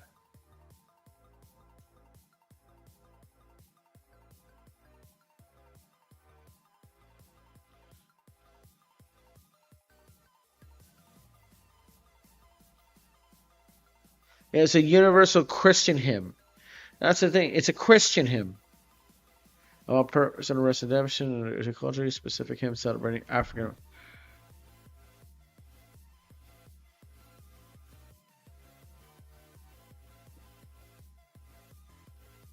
They're all okay. Okay.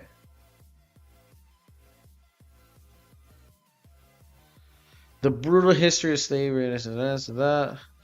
Divine grace and redemption of sins. So I always thought that this was a black. This one was a black track for the Black American national anthem, the Amazing Grace. Guess I was wrong.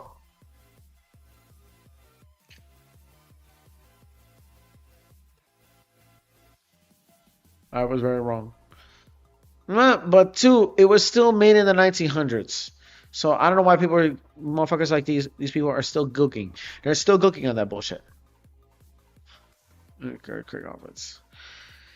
Okay, continuing on to this story, right? In the end, it's just another example of the dull 30 Disney taking its investors to unnecessary rides into controversies. It seems to always want. Okay, it's just another of the Dial 30, Disney takes its investors of an unnecessary rise into controversies it always seems to want. Is it the end of the world? No, but it represents why this company continues to languish in the same place the stock has been for 15 years, while other companies have been tremendous expected growth over the same period. Uncle Walt's Magnificent Corporation has changed from a family entertainment proposition to a constant reminder that they're focused on earning one-sided political points or investment value. Mind you, too. So the lift every voice and sing is an anthem that was done in 1900. That's still relatively old. That's like 100 something years old. That's like what, 115 years old. And while the Amazing Grace was something much older than that, but it's a Christian hymn. It's a Christian hymn that I still think that I always thought that Black America, it was still a way to use. We had 3 national anthems, so that part I could disagree. And then July the 2nd, and the rest are pretty much old in the news. Because after that, I mean, it really isn't that much. But I'll let me see. Okay, well, let's check out for this one from yesterday. Disney's testing market for digital penetrating with Americas, but no, we're talking about theme parks. We need to talk about theme parks, sir. Okay, I guess Disney is doing it. Oh, but it's Disney Plus. I'm gonna check it out right now.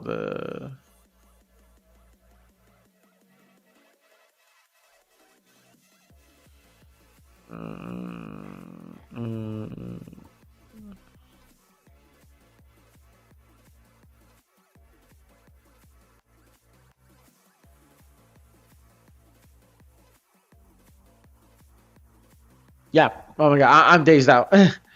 Yeah, there. So I think this one is, but this one's just for streaming. Honestly, this one is literally just for like like a TV platform streaming. It really wasn't on that part. I'm here to really talk about it. I'm really trying to talk about it more. I really want to check out if there's a more theme park place. That's the only one going down so far. It has to be more going on. There really has to be way more going on. I don't care what a nigga say.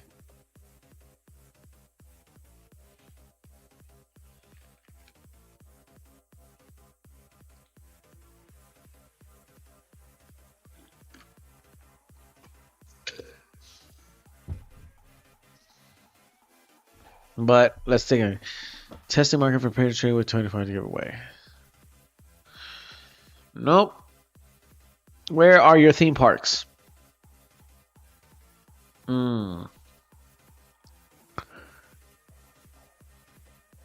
Nothing. Okay. I guess back to drawing. Gotta finish this. Come on. Come on. Come on. Okay, I'm gonna get to you right here. This part.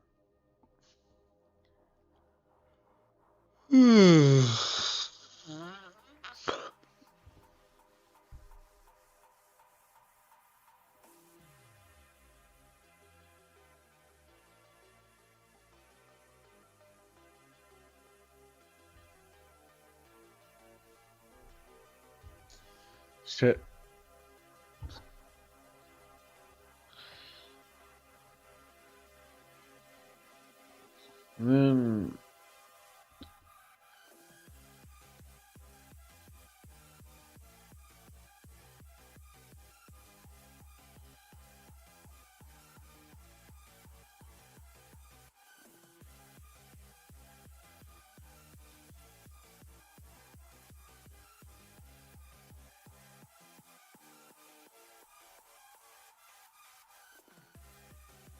Here you go.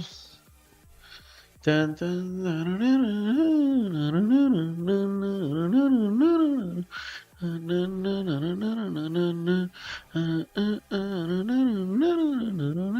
Should I put the tan lines in this, or should I put too much burn? I'm subsiding like this all day. Finna be not, no. Finna be not. Cause I be up in the be. Up to you. All right, I got to this part. That's just number one. Mind you, I got another one ready for me. I'm gonna do black one too. So that's number one. This is going to be part 3. Just gonna be clicking this, and I'm gonna be I'm gonna get to this part. All right, now from there, it's just black and white all the time. Because I already did colored to kind of get you to understand, what she looks like. I mean, this is a secondary color version of her. Trying to get you what she looks like. It's like the 2 buns over here and all that stuff. But it changed. In some way, somehow. I think this one, I don't think there's no need to have this. Yeah, no. There's really no need of that stuff. I'm going to be cutting off this one. I'm going to be continuing the theme parks. Let me see about that theme parks bullshit. But it's the Disney Plus training thing. Is it really needed for Disney? Or I can't find new ones on Attractions Magazine. Because the Attractions Magazine, I think like their shit is done. Most of their stuff right now, or how about this? Let's do this. Theme park news, right? Let's do theme park news in the news. And then there we are, right? The 60-minute will break into world records. Okay, Travel and Leisure has got it. All right, now I got some good theme park news. I got some real good theme park news now, y'all. All right. Okay, this new 6-minute theme park ride will break 3 world records, and it's not a roller coaster. I'm not even saying this like Ricky Briganti, yo. I'm saying this shit like Ricky Briganti on God, nah. And amusement parks and roller coasters, yes. Amusement roller coasters are usually the record-breaking thrill rides that visitors stand in line for. Whether it's their breakneck speeds, spine-tickling heights, or heart-stopping loops, thrill seekers travel around the world to ride them. There's even a road to roller coaster enthusiasts that hits all the high points, literally. Yeah, I used to be back then. I used to be scared of shit. When I was a kid, and all my parents were frustrated the hell out of me over me because of not going inside those rides. Now I'm older. Now I can get in those rides with ease. That's because I wasn't so used to such drops. But thanks to one little roller coaster outside of the Orlando theme parks, that made the change for me, and said, I am ready. I'm ready. It's just the scare of dying. That's the funny part. It's this fight or flight kind of scare that makes you feel like, oh my God, what's gonna happen if I'm going to die?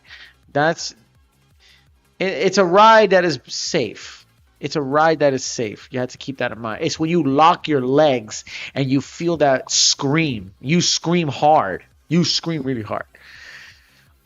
Anyways, back to the thing, right? But this time around, a water ride is taking top honors. It's expected to set 3 world records.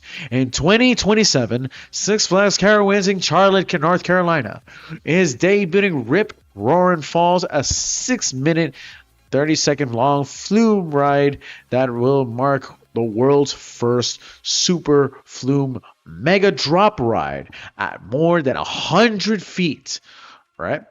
With 8 passengers on each boat, Rip Roaring Falls is expected to break record for the tallest long flume drop by 100 feet. Right? Tall reverse drop, 42 feet. 42 feet. And the tallest reverse camelback, 32 feet. Will also be family friendly with a minimum height required of 35 inches when riders are accompanied by someone of at least 16 years old. Otherwise, children must be at least 41 inches tall to ride. Most kids these days, man. Otherwise, if you're like a really big dude who's fat, he over exceeds the height, you can't ride it.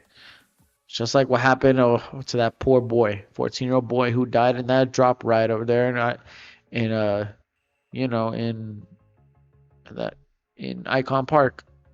Just like that poor boy. He overexceeded the height. I saw the video, mind you. That guy really overexceeded the height. I'm not I'm not here to blame his family, but I do have to. I'm not giving any accountability. I'm just saying, you just exceeded the height extremely. You can't ride a ride that you cannot fit in. You're too damn big, boy. That's the problem. You are too damn big, so they're forced to ride that ride. So they're forced to shut down that stuff. Not any man is able to fit in. But okay. But either ways, this level of advancement. So this is the drop tower ride right here. So this is the concept of this attraction. It's called Sawmills Rip Roaring Falls. They're trying to copy Doodle Doo Doo's Ripsaw Falls right here. Okay, let's bring it up to get the picture up in this B, right? So there's like, let me just separate it. Let's segregate. Let's segregate, everybody, my friends. Let's segregate. That sounds so fucked up, but in a way to kind of get you understanding of the stuff. I know I'm gonna stick to drawing still. I'm still concentrating. I'm doing multiple things at the same time. All right, so there is the concept for the Roaring Falls and shit. It's kind of like that. It's got a drop. This is the reverse drop right here, and then it's gonna climb. It has a bigger drop. It's on Six Flags. Six Flags is a very known theme park, and it's been a while. It's actually quite fascinating that Six Flags to this day, right? Six Flags to this day has finally went worldwide, because the one who, right, Six Flags has always been nationwide for years, but the chance to go out of the country, besides Mexico, right? Because I think that was the only Six Flags theme park that was gone out of Mexico. And then is finally glad that, okay, yeah, I finally got out. They're in Dubai and all that shit, which is a surplus. Because for years, Six Flags has always been in a national type of thing, and now they're finally out there. They're finally doing bangers across the Middle East. They're hoping to create bangers across East Asia. They're hoping to make bangers across Latin America, other parts of Europe. If PortAventura, they could take over a movie world and then put more roller coasters in there, because right, Six Flags was owned before, was the ownership of Warner Brothers. That's why they have all their DC Comics and Looney Tunes cartoons, especially even some Animaniacs, to some even Cartoon Network was even part of Six Flags theme parks. And Six Flags in New York, Six Flags in California, Six Flags in Texas, Six Flags almost most attractions parks, and they're okay with it. People are okay with it. They're checking it out and they want to see more of that, right? Mind you, too, on that part, especially in California, there are just so many parks in California. Way too many parks in the state of California, because except the fact that if they don't have theme parks in one city, that's the sucky part. Most of the theme parks here on the East Coast are bigger, better, are more vaster than. However, they're not as extreme as Six Flags too. The only one that's trying to reach that point would have to be SeaWorld and Busch Gardens. That's just it. Everyone else, it's all about theme. It's all about concept of art and storytelling. That's what that's what our park stands for. That's what why the most famous theme parks on Earth, Walt Disney World and Universal Studios, are basically, Universal, you ride the movies, and Disney, you experience the magic, because they're basically, because they are tracks bent on storytelling. Bent on storytelling, nigga. Bent on storytelling. I'm a jit. I'm a zit. I'm a zit. I'm a zit. I'm a zit. Okay, just trying to get to this part. Actually, I can go much further, bro. I can stop till I can end till 8.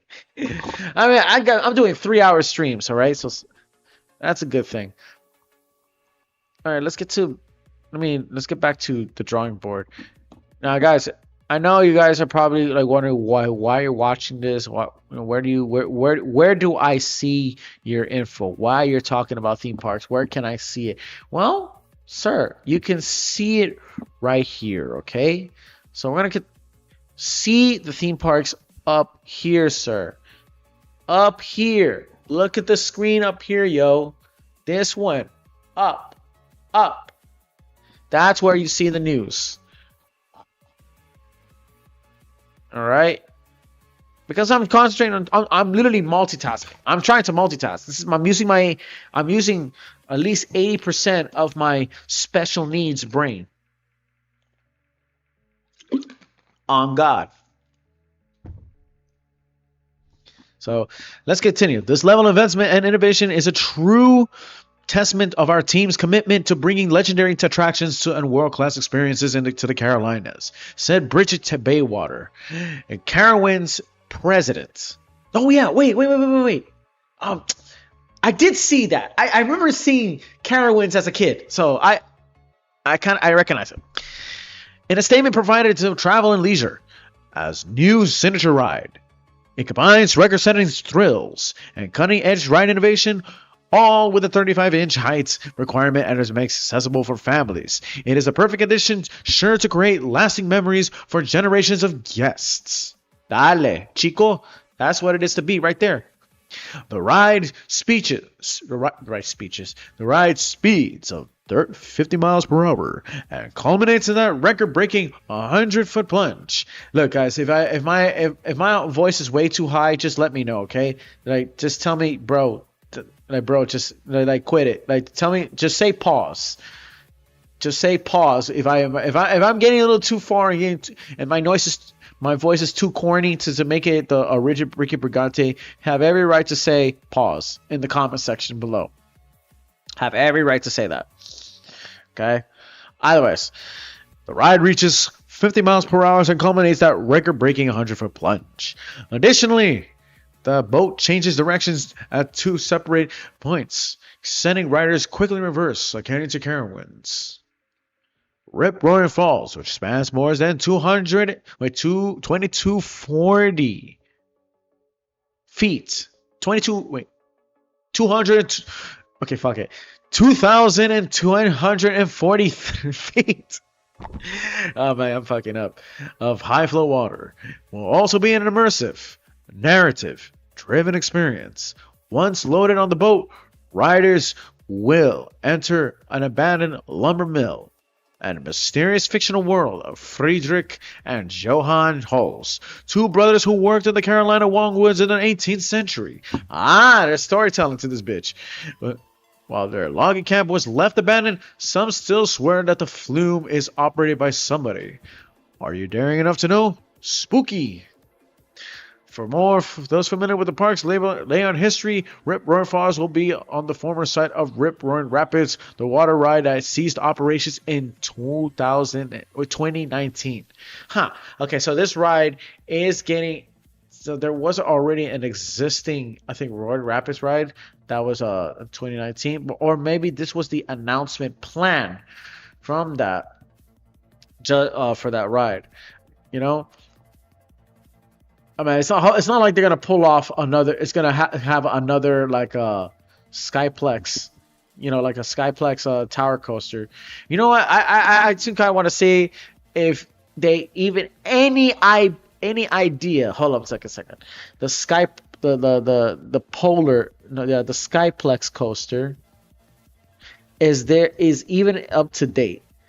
People are still trying to find out if the Skyplex coaster is even able to be in part of that way. Because look, 2025, that was planned for Skyplex roller coaster. That never even happened, right?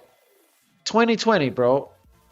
This news was back in, whoa, oh my God. 10 years ago, literally a decade ago. This hurts. This hurts my soul. This hurts my soul. This hurts my soul. This really hurts my soul. 2015. Bro, I've been watching some good peak content, peak music, peak anime, peak everything, peak video games in the 2010s, man. Take me back to the 2010s, yo. But it was such a cap at the time. People were dreaming very high. People were really dreaming very high for that Skyplex coaster when it was first announced.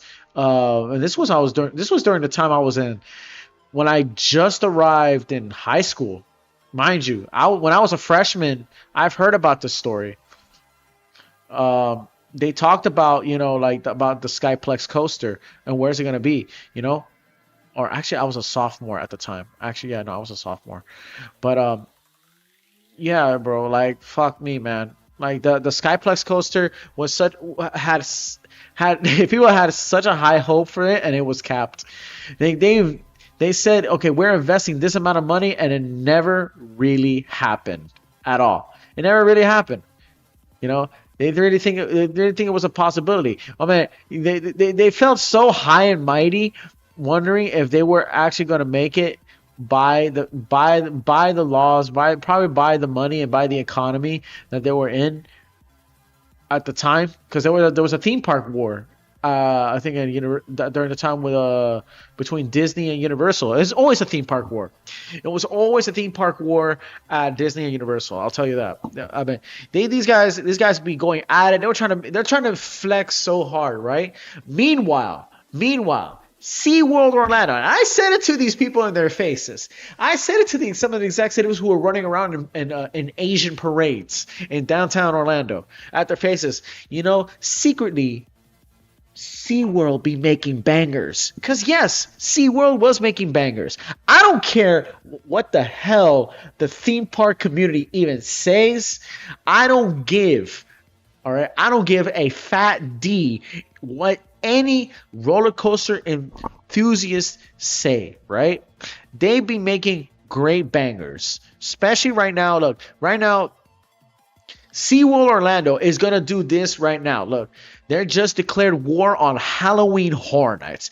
This is a news that's coming up this week. I don't know why we're still talking about Halloween Horror Nights, man. Are we really still talking about Halloween Horror Nights? It's just the middle of July. Give it a break. Slow down with it firsthand. Please. Give it slow the pace, bro. That's crazy, ñaco. Chico de madre. All right, let's go talk about this. Let's bring it up. Let me give up my theme park enthusiast stuff. The Halloween season of Orlando had transformed into a highly anticipated event, almost akin to a competitive sport. Each fall, the various theme parks throughout Central Florida engaged in an intense rivalry, showcasing their most elaborate haunted attractions. This spirited competition targets a specific audience compared to horror aficionados, thrill seekers, and Halloween enthusiasts, many who meticulously plan their entire autumn schedules to experience the finest frights money can buy. Jeez. Universal Orlando Resort has all along established itself as a leader in this arena with its renowned Halloween Horror Nights.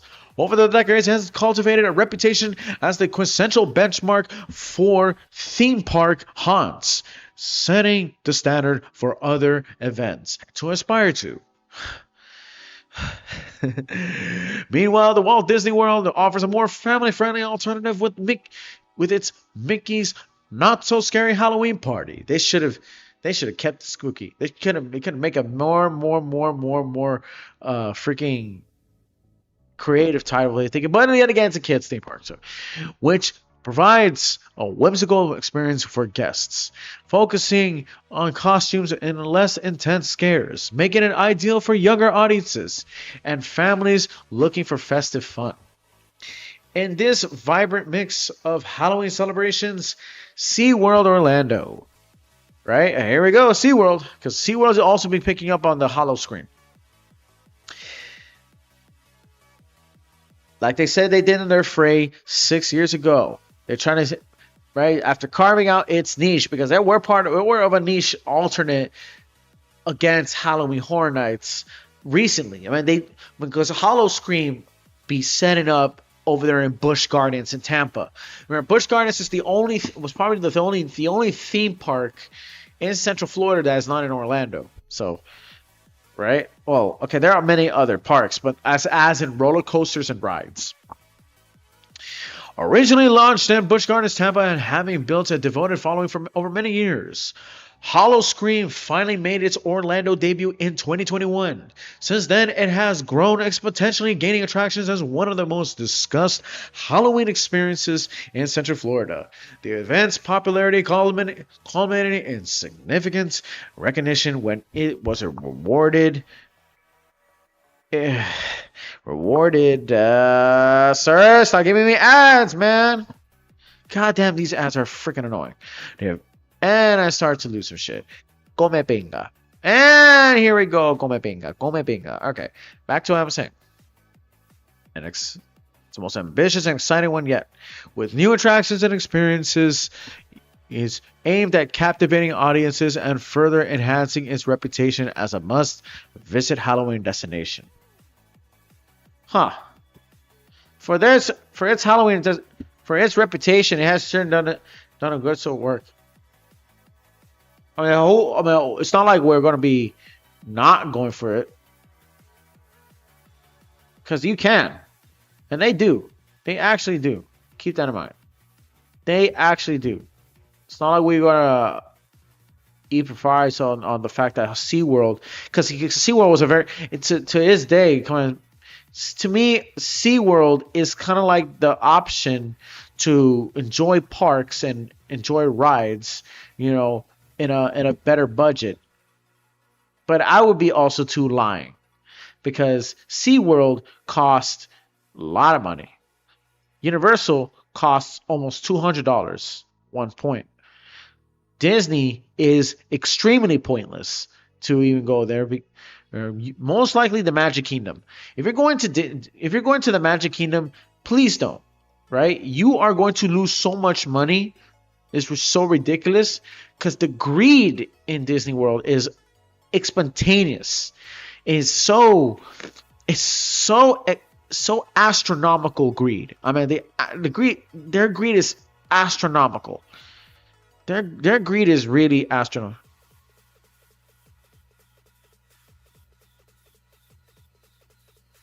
I mean, every person who's to this day, like I'll be real. Okay, I'm gonna still go to Disney World. I also actually want to visit the Disney World again. I mean, I have yet to check out. For years, I did came back to ride Disney's Dinosaur for once and for all, and felt how it felt to ride an Indiana Jones ride once it comes back. I know I still got to go back to Hollywood Studios and ride, and I actually check out the Star Wars Galaxy's Edge place, because I came back during its construction. I mean, it's been staying there for years. Literally, the Galaxy's Edge has been staying in that world for years. So I do need to go back to Hollywood Studios, but it'll be too late for me to even like document Galaxy's Edge if it was already created back in 2019. That's what it was released. I was still in, we were on the edge of relocation at the time, so I didn't even take any chances. I was still in Miami I was still in Miami, but I didn't, and I was just learning to drive at the time. So I so it was kind of, I feel like it's pretty too late for me to even go to go back to Hollywood studios and then just try, honestly, just try to go to Hollywood, like that. As summer folds, Halloween destination event. Okay.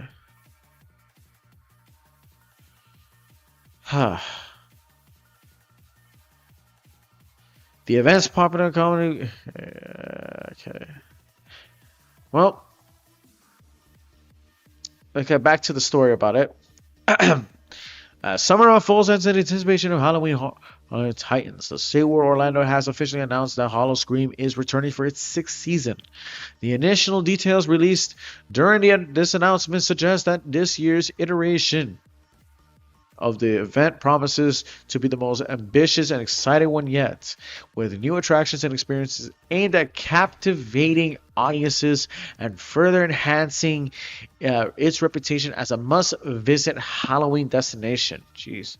What's coming this fall? So, Howl-O-Scream 2026 runs on select nights from September 11th, the day everything goes down, right, through October 31st, giving horror fans nearly 2 full months of scares to work with.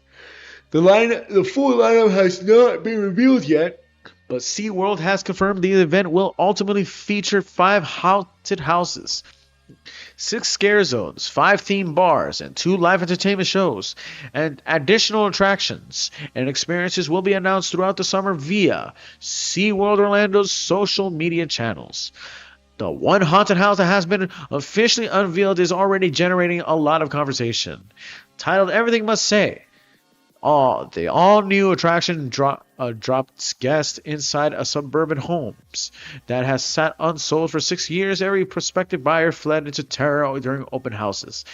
Guests stepped inside to uncover the sinister force, keeping the natural abandoned as the supernatural entities begin awakening around them.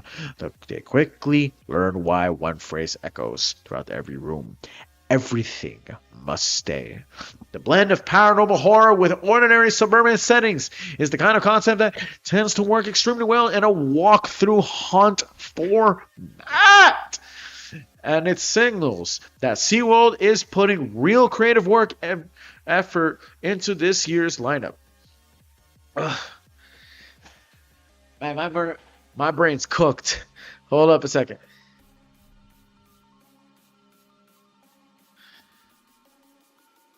Yeah, so beyond the haunted houses, the event transforms the entire park after dark. Familiar walkways become hunting grounds for scare actors emerging from every corner, and SeaWorld's biggest roller coasters continue operating at night. So I want to ride I can get easily scared on the scare rides, but I probably don't give a shit because I really wanted to ride the rides, honestly. I really don't care about going to ride to getting scared to death. I just cared about going to a ride. That's it. I did Halloween Horror Nights.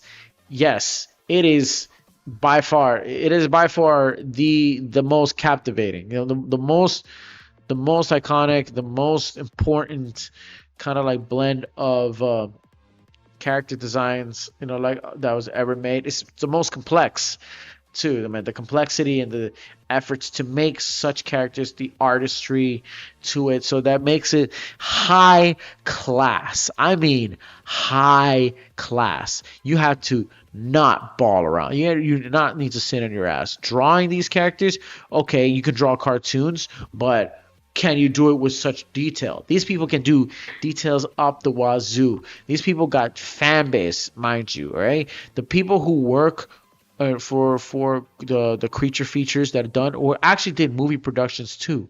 Some actually did, creature features or costumes, trying to make it the the first potential things is going down out there, right? So I knew. So we and there were workshops. I've seen the workshops do their best, man. I met the Weta Workshop out there in MegaCon Orlando that actually did partake on Halloween Horror Nights. So I know the many companies there. So yes, there is the Universal Creative team. They're gonna be doing the Halloween Horror Nights, but it's mostly like these outsourced companies across from the world or from independent artists too that do contract work. They do the art. You have to be balls to the wall. Like you have to make sure you're actually you're like a scientist creating life.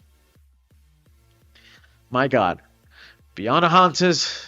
Okay. Yep. And I mean, like, look at this one. Something may seem simple like that, but it takes detail.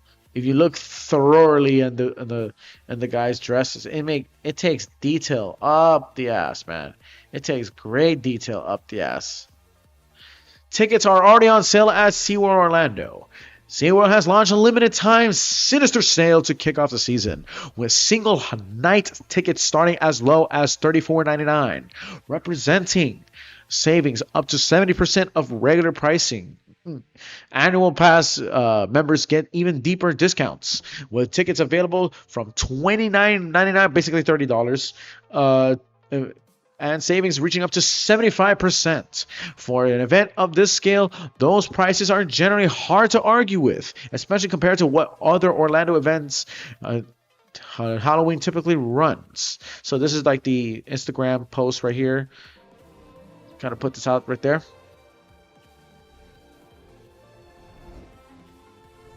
True love demands a sacrifice.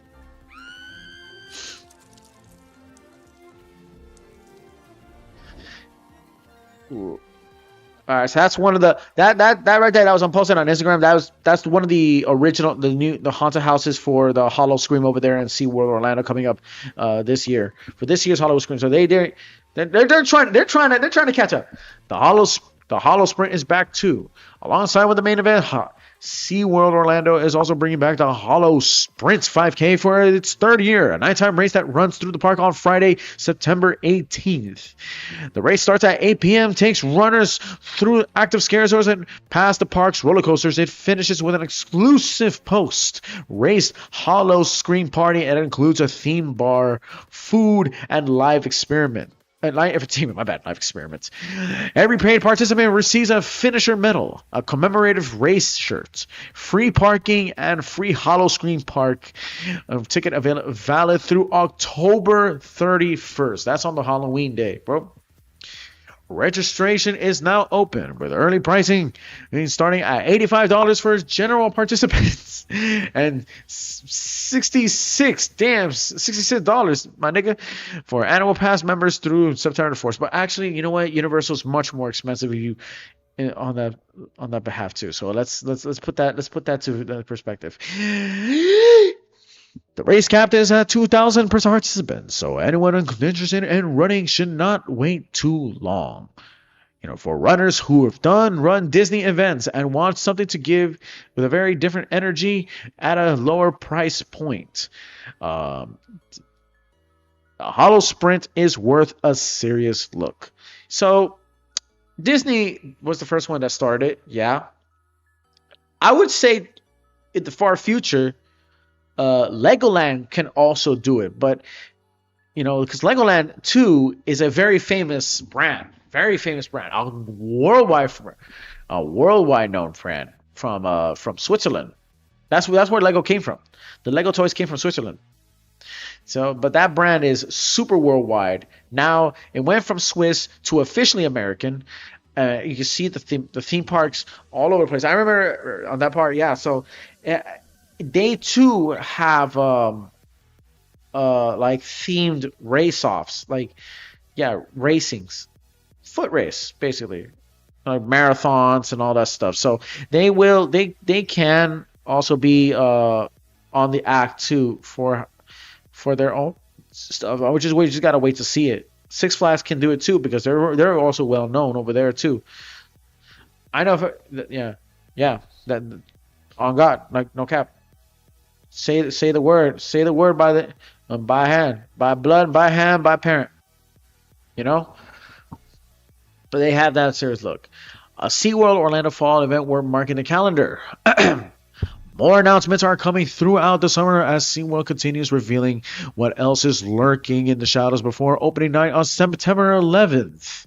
You know, the day that, two buildings had a morning night. Two buildings, it was a beautiful day on September 11th, if you know what I mean. Shout out to those who are offended, but let's keep continuing. More announcements are coming into world revealing what else is lurking for. Okay, if the early details are any indication, Howl-O-Scream 2026 is shaping up to be the event's most ambitious event year yet. And there, that is the YouTube. I mean, that's the news over there. So, to the personal thoughts, I'm thinking, yes, there is a competition on there. I mean, if they can do it, they can do it. I mean, they start. I still know that Howl-O-Scream still was started at Busch Gardens. As like Busch Gardens in Tampa, Florida, which is the only park outside of Orlando. Actually, there are other parks outside of Orlando, so I should talk shit about that. But there was a kind of a pause, a moment. There's kind of a pause moment. That they would do it. I mean, Mickey's Mouse, because Mickey's have been doing their marathon throughout the parks. Grad Bash too, over there at the parks too. Six Flags too. I think someone's into that too. I think Ricky Briganti back in or Tim Tracker, whether Ricky Briganti or Tim the Tracker have made those claims of the fact that before that they would also have been tried to attempt like marathons over there in Legoland and SeaWorld. SeaWorld never had that moment. This is like their third time, so what else to say? I mean, I bet you too, even in Japan, they may had those little marathons in Japan too. We didn't hear the announcement yet over there. I think there is international news. I could check it out in the theme park within online of theme parks, because right now they're just doing like 4th of July shit and stuff. But what about outside? Let's go outside, because I was talking about SeaWorld. Let's go back to theme park news. Is there anything outside of America that we could talk about? The Texas part, I already talked about that. The Universal Kids theme park over there in Texas. Yeah, I already talked about it, and it's kind of a low key niggas getting roasted left and right there. The Forbes magazine highest earning. No, that's fake news. But yeah, the beluga whale relocated the most affordable theme parks to visit. Okay, there's more parks over there in California and beyond for it.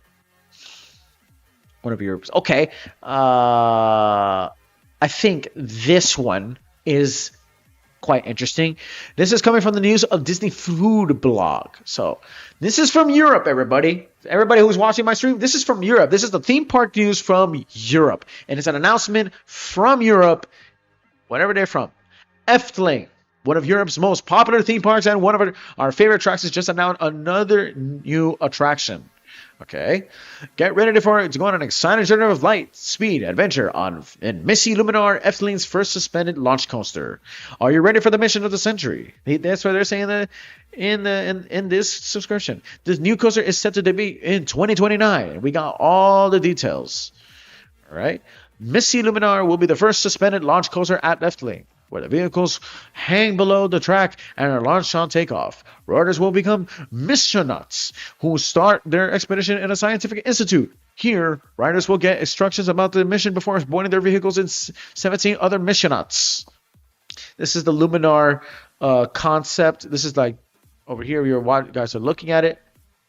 This is the concept for Luminar. See, this is their base. Let's go stretch this thing out. Let's stretch this thing out. Epa. So it's got the roller coaster. It's the launch. You see how the way it's built. It has the storyline into it. So it also is it's got the circus area. So I think between this or this is the entrance. I think most likely this is gonna be the whole main building. It's a roller coaster indoors, and then it just shoots out to outside, and you'll see the whole track. Oh, it's also a hanging coaster too.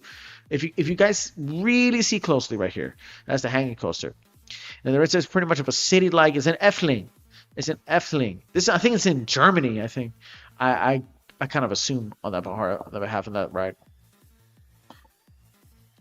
So a real adventure starts with a spectacular launch. The immense ride will last more than 2 minutes and will be full speed, surprising elements, and several weightlessness.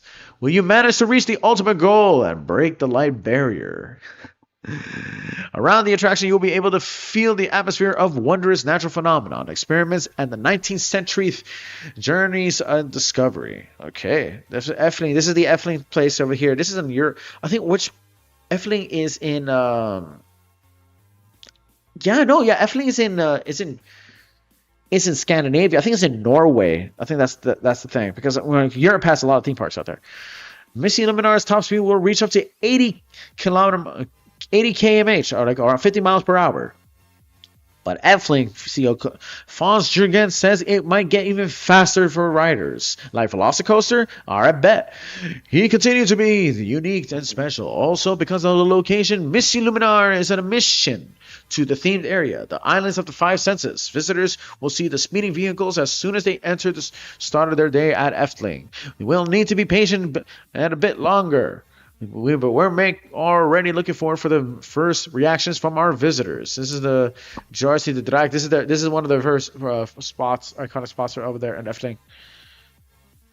That too.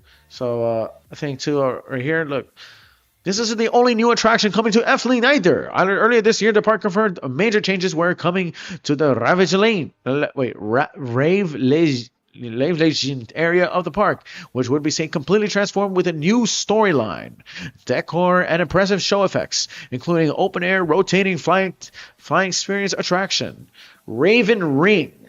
So look at this one. It's like a swing coaster, but this one's way more. It's okay. Let's stretch this out. So Effling is like a coaster, right? It's a themed. So this is just. This is gonna be good for the kids. It's gonna put you upside down. It's got arms. Each of them has arms.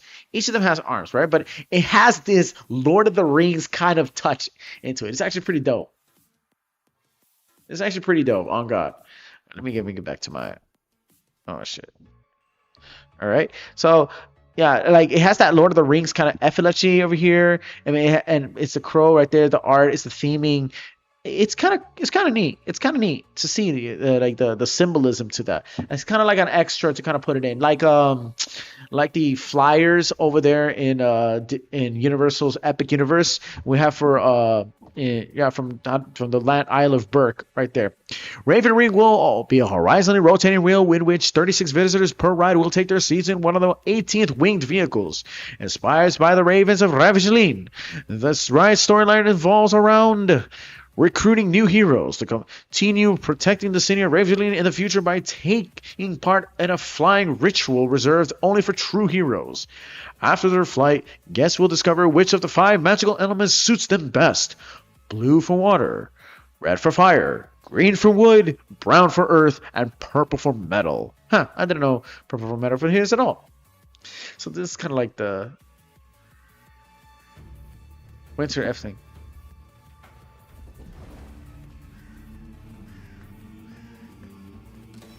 Dale. Okay, so that's like 15 seconds kind of video talking about the ride. So that's where's Efteling? That's the thing. All right, look. And they're saying, okay, they're gonna say they'll be checking out updates. So this is because these guys are independent. This is a blog, Disney Food Blog. The Disney Food Blog is a theme park. So they're very independent media enthusiasts, theme park enthusiasts. I mean, dude, you can do anything these days, bro.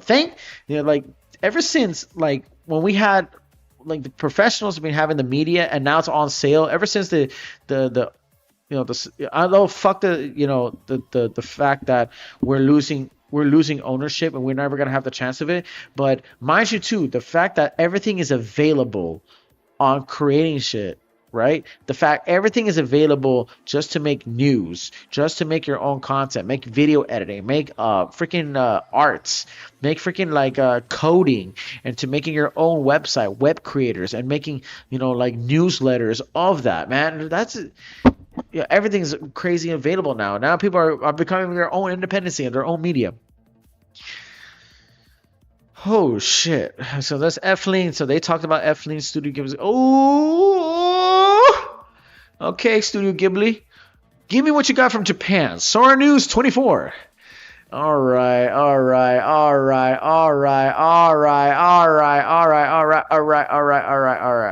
Give me what you got. Give me what you got, homeboy.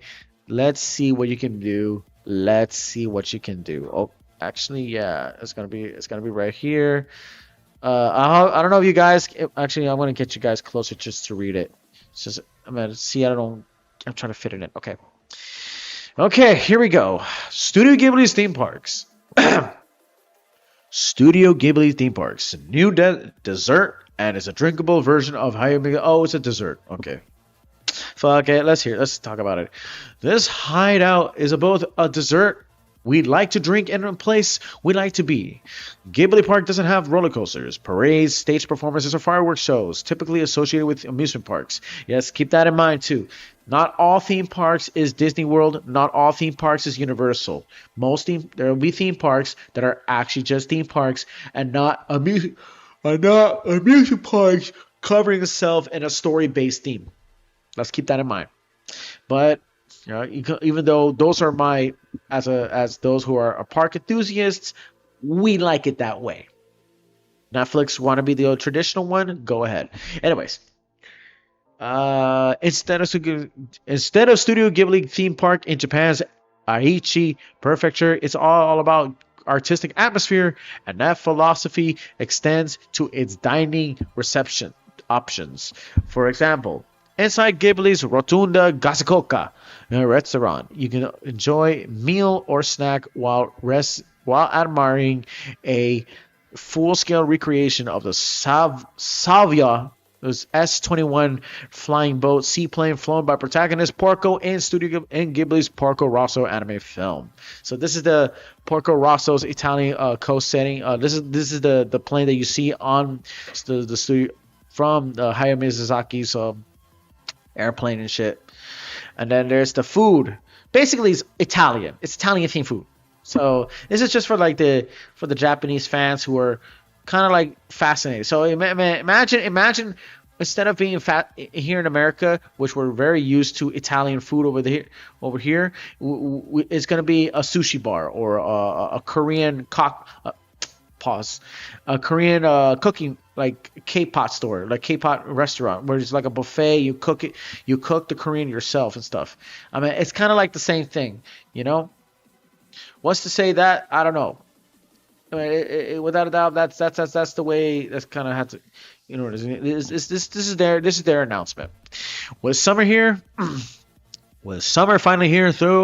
Though the cafe wanted to serve up something cooling and refreshing. While keeping with the Porco Rosso theme, the result is an absolutely beautiful dessert that drinks inspiration from the Ghibli's anime's depictions of the Azure Adriatic Sea and skies above it. And this is the Adriatic Sea skies kind of like dressing, so they kept it real theme, ain't gonna lie. That actually looks kind of cool. Man.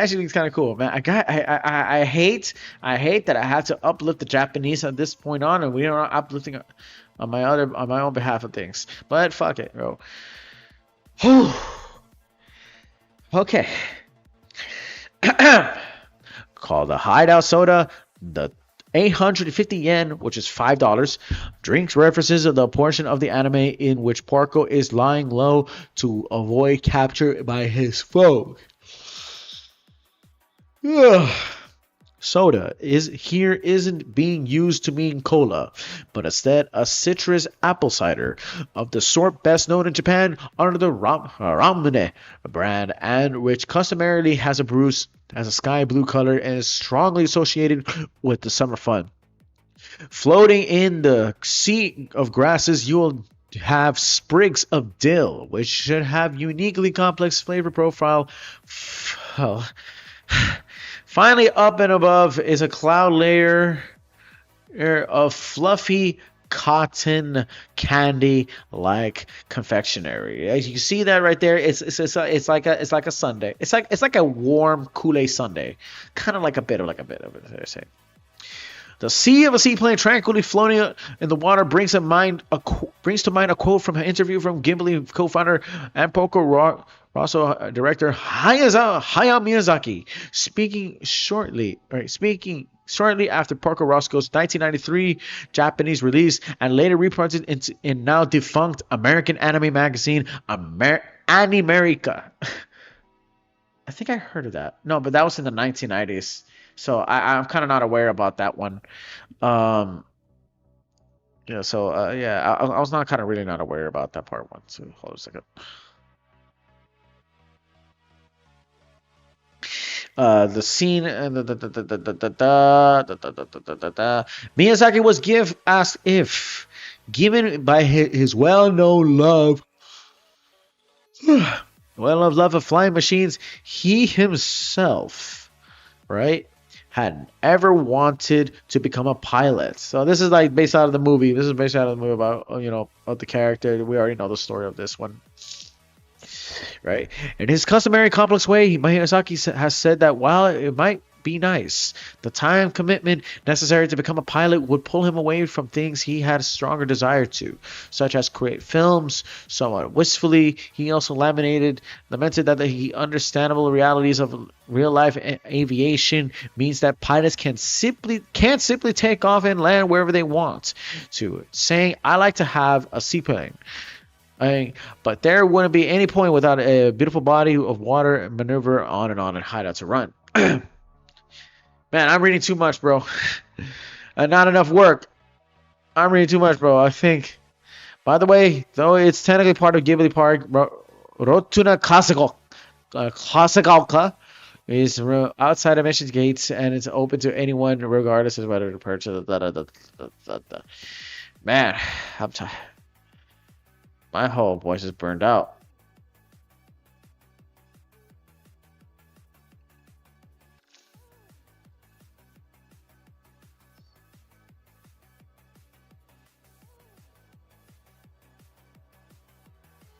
I can understand why these park enthusiasts love it and speak of it.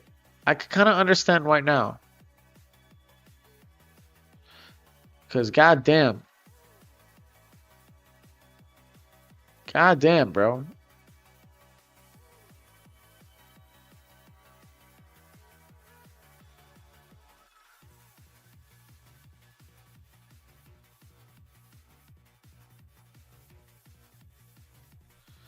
Oh god. Okay.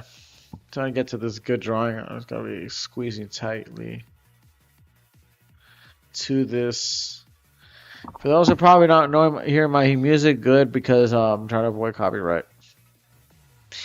But I think at this point on, yes, I already spoke a lot of theme park news, talked about it, described about it. How about anime? So for those, I think I gotta have to talk about the review of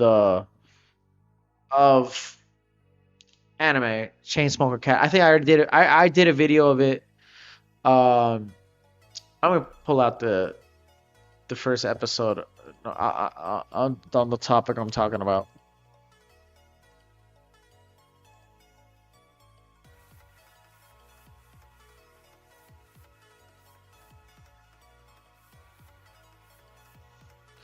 This guy, Chainsmoker Cat, man. Everybody, I finally did my somewhat attempt, but I didn't make it. I didn't get to watch it on time because I had to work. because I had to sleep at like what 9:30, so I had to get my ass on grass. I work on a sunrise. I work on the sunrise shift, so I can't screw around with it. I do have time. I could have had time watching at daytime, but I got pretty lazy and I was tired watching in the gym because I told you I had a wooden dummy talking about it. Chainsmoker Cat. So from the first episode of Chainsmoker Cat, and it is what is expected to see in the trailer. I'll tell you that something right now.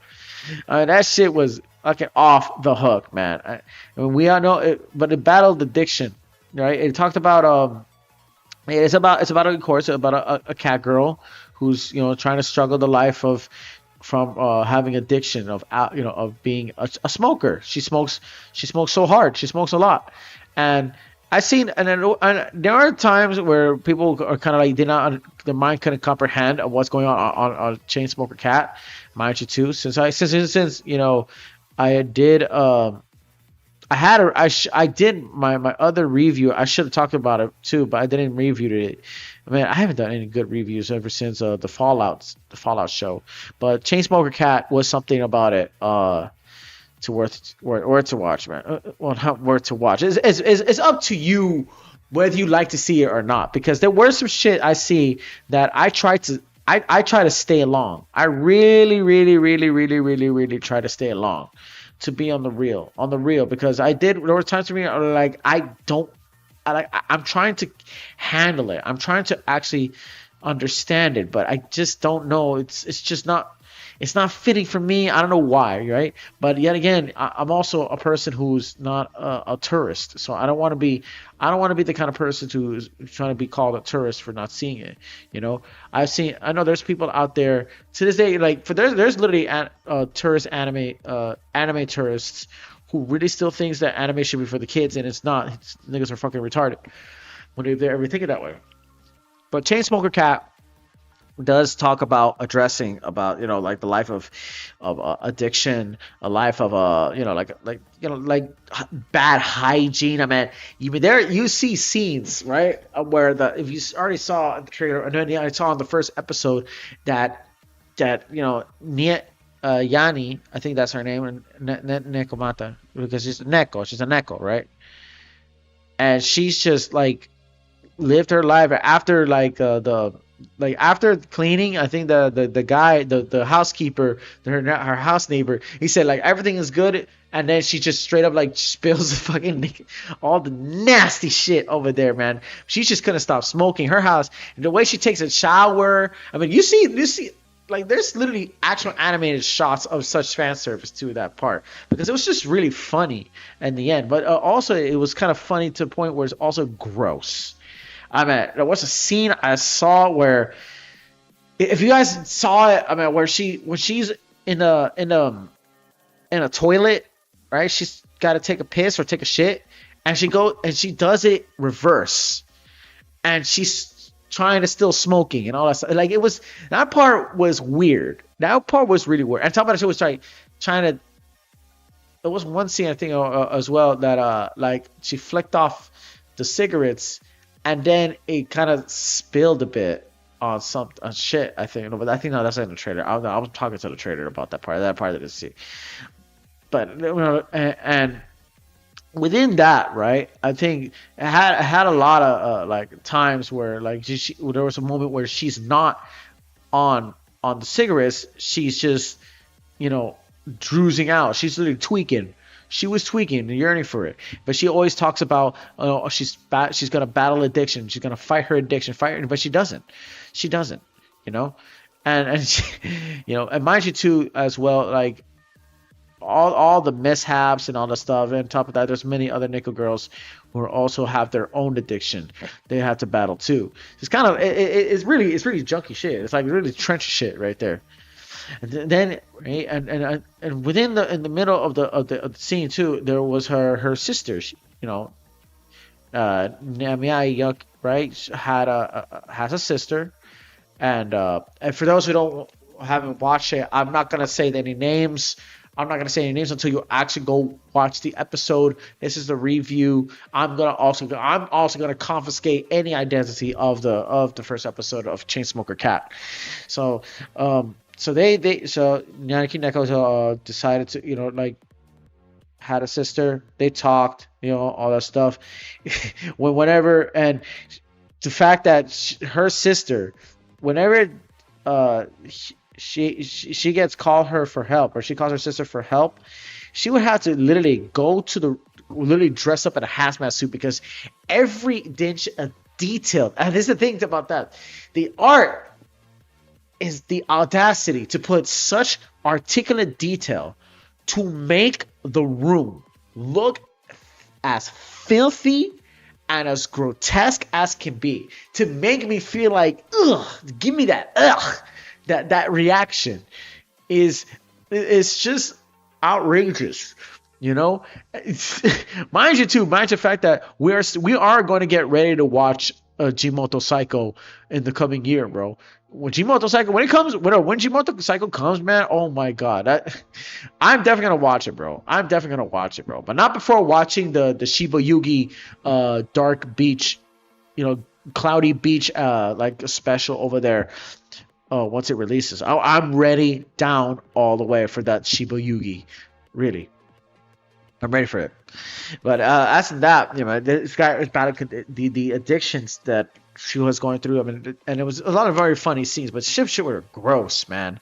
The way she takes a shot, and when she's in the bath, she's also just scraping off the remnants of cigarettes, even broken cigarettes. It's just nonstop nicotine, nonstop that. And she's always talking about having a cigarette. But and then at the coming end of it, she always she really asked for help. Like, yeah, I promise. But even too, in the name of comedy, it was even said right there, point on, that she was gonna die.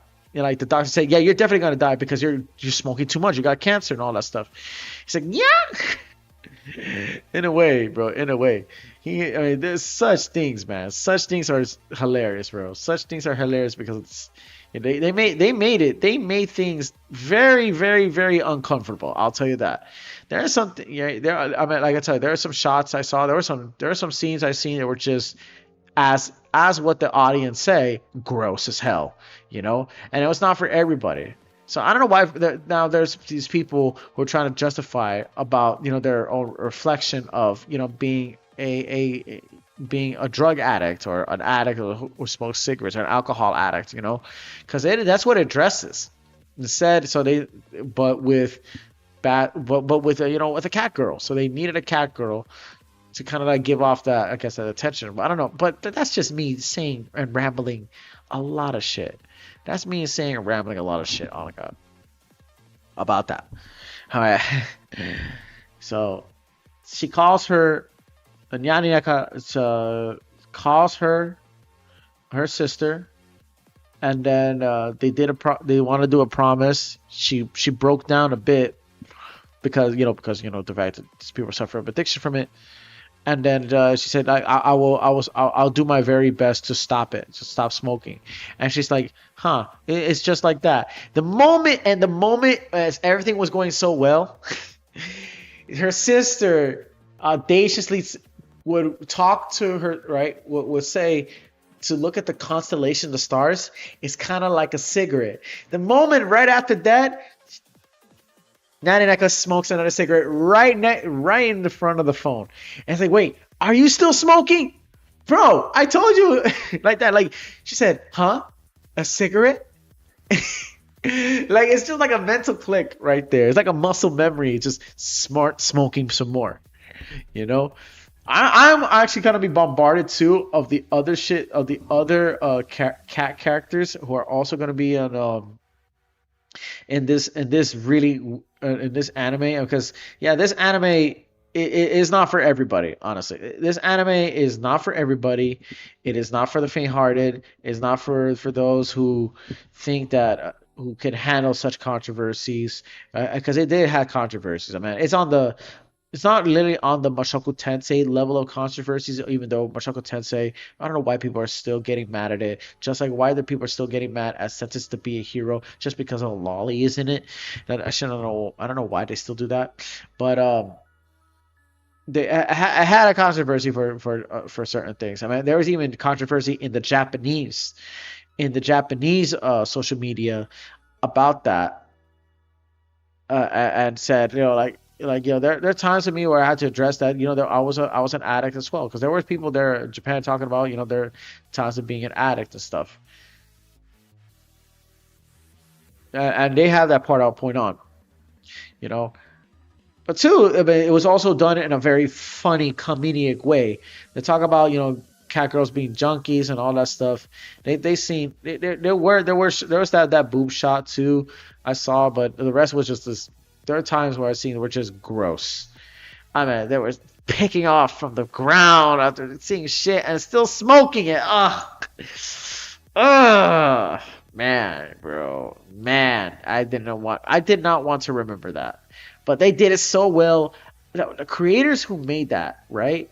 Literally the creators that made Chainsmoker Cat did so well on giving us that grossed out like factor, and to make to so they can trying to give us to convince the audience of saying, hey, this shit is gross, right? And that was the idea, to kind of gross you out, to see, well, how low this person be, and then the journey to fight it, because the fact that she was an addict. She was a real addict. She is an addict of smoking cigarettes. She's an addict of drinking alcohol and all that stuff. And you see the effects cost to it. It's just like reflected to the cost on us, bro. There's people who are are still alcoholics and drug addicts, bro. I mean, not everybody's a saint. There's still people. I met a YN in my before who lost his voice over drink or smoking too much nicotine, and he was a very nice guy until then. He still smokes that nicotine, and it's like, hey, are you sure about that? And he's like, yeah, no, it's all right, because these people there is straight addictions, and they would say things like that. They would say, I'll stop, and then another day later, they're not stopping. They want to keep going and going and going. It's just that same old pattern of bipolarism that was being abrupted on us. So that's when they did it. That's how the studios did it in a more of a comedic manner. And see the nasty parts, which if you haven't watched Chainsmoker Cat, I'm not gonna spoil it to you. I'm just gonna say the review of what I saw, but with the sense of not telling you and not describing names, not describing like certain scenes that are the gross scenes. I'm not going to tell you that until you watch it. Then maybe in the next stream I'll talk about it. Maybe in the next stream we'll talk about it. Because that shit it's outrageous if you've seen it. It's outrageous as hell. Real outrageous. So, I suggest too. So that's why like how that gives off the messages of like the use of smoking, the use of alcohol, the use of drugs, the use of addicts, that we have so much. So the people who are reacting crazy to this are literally us Westerners, because they're the main reaction, right? The main reaction that people are saying, right, in the comment section on whether it's YouTube, Instagram, on social media, was that they believed it hit too close to home. And then there's people who are willing to defend it, who are some of the most craziest people on earth in social media and on Reddit, who just wear rainbow flags and say they talk about that stuff. Others say no, while the other side, who are a bunch of not fun ass Puritans, who completely denounces it. Some even denounce it for not being too kid friendly. Well, welcome to the world, buddy. Anime is never for kids in general. Anime was never for kids in general. So I don't know why you're saying that shit. So yeah, that's what it was to be on that show. On that show, I have yet to see more of the Shiba Yugi stuff in. I mean, there's still more on Netflix. That's where it is. The Shiba Yugi is on Netflix, so I do want to watch. I do check it out on the other hand too. So we don't know. Like episode 2's coming up next, so we had to get that stuff ready from that until the time hits. So yeah, see that's it. Think that is much for today.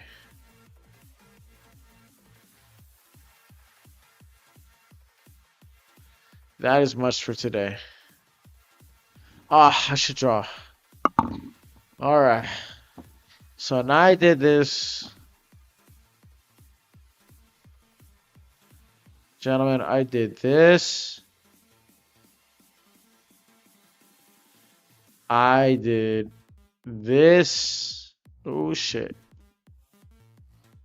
Finally, I did a niche. I did a niche.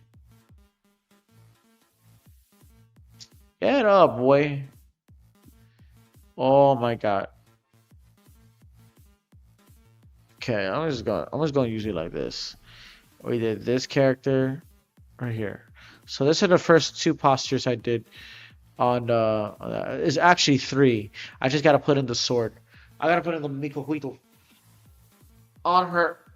Oh, and all that such, man. Because I think that is it today, guys. I hope you guys enjoyed this, guys. I talked a lot about theme parks. I continued my model sheet on each. Mostly it's black and white. Just to remind you guys, it is all black and white just because the Anish you're seeing right here you saw on your left in this during the stream is the primary look of what Anish looks like and what it can do, right? And what it meant to be. Now it will be changing. Like I repeated this many times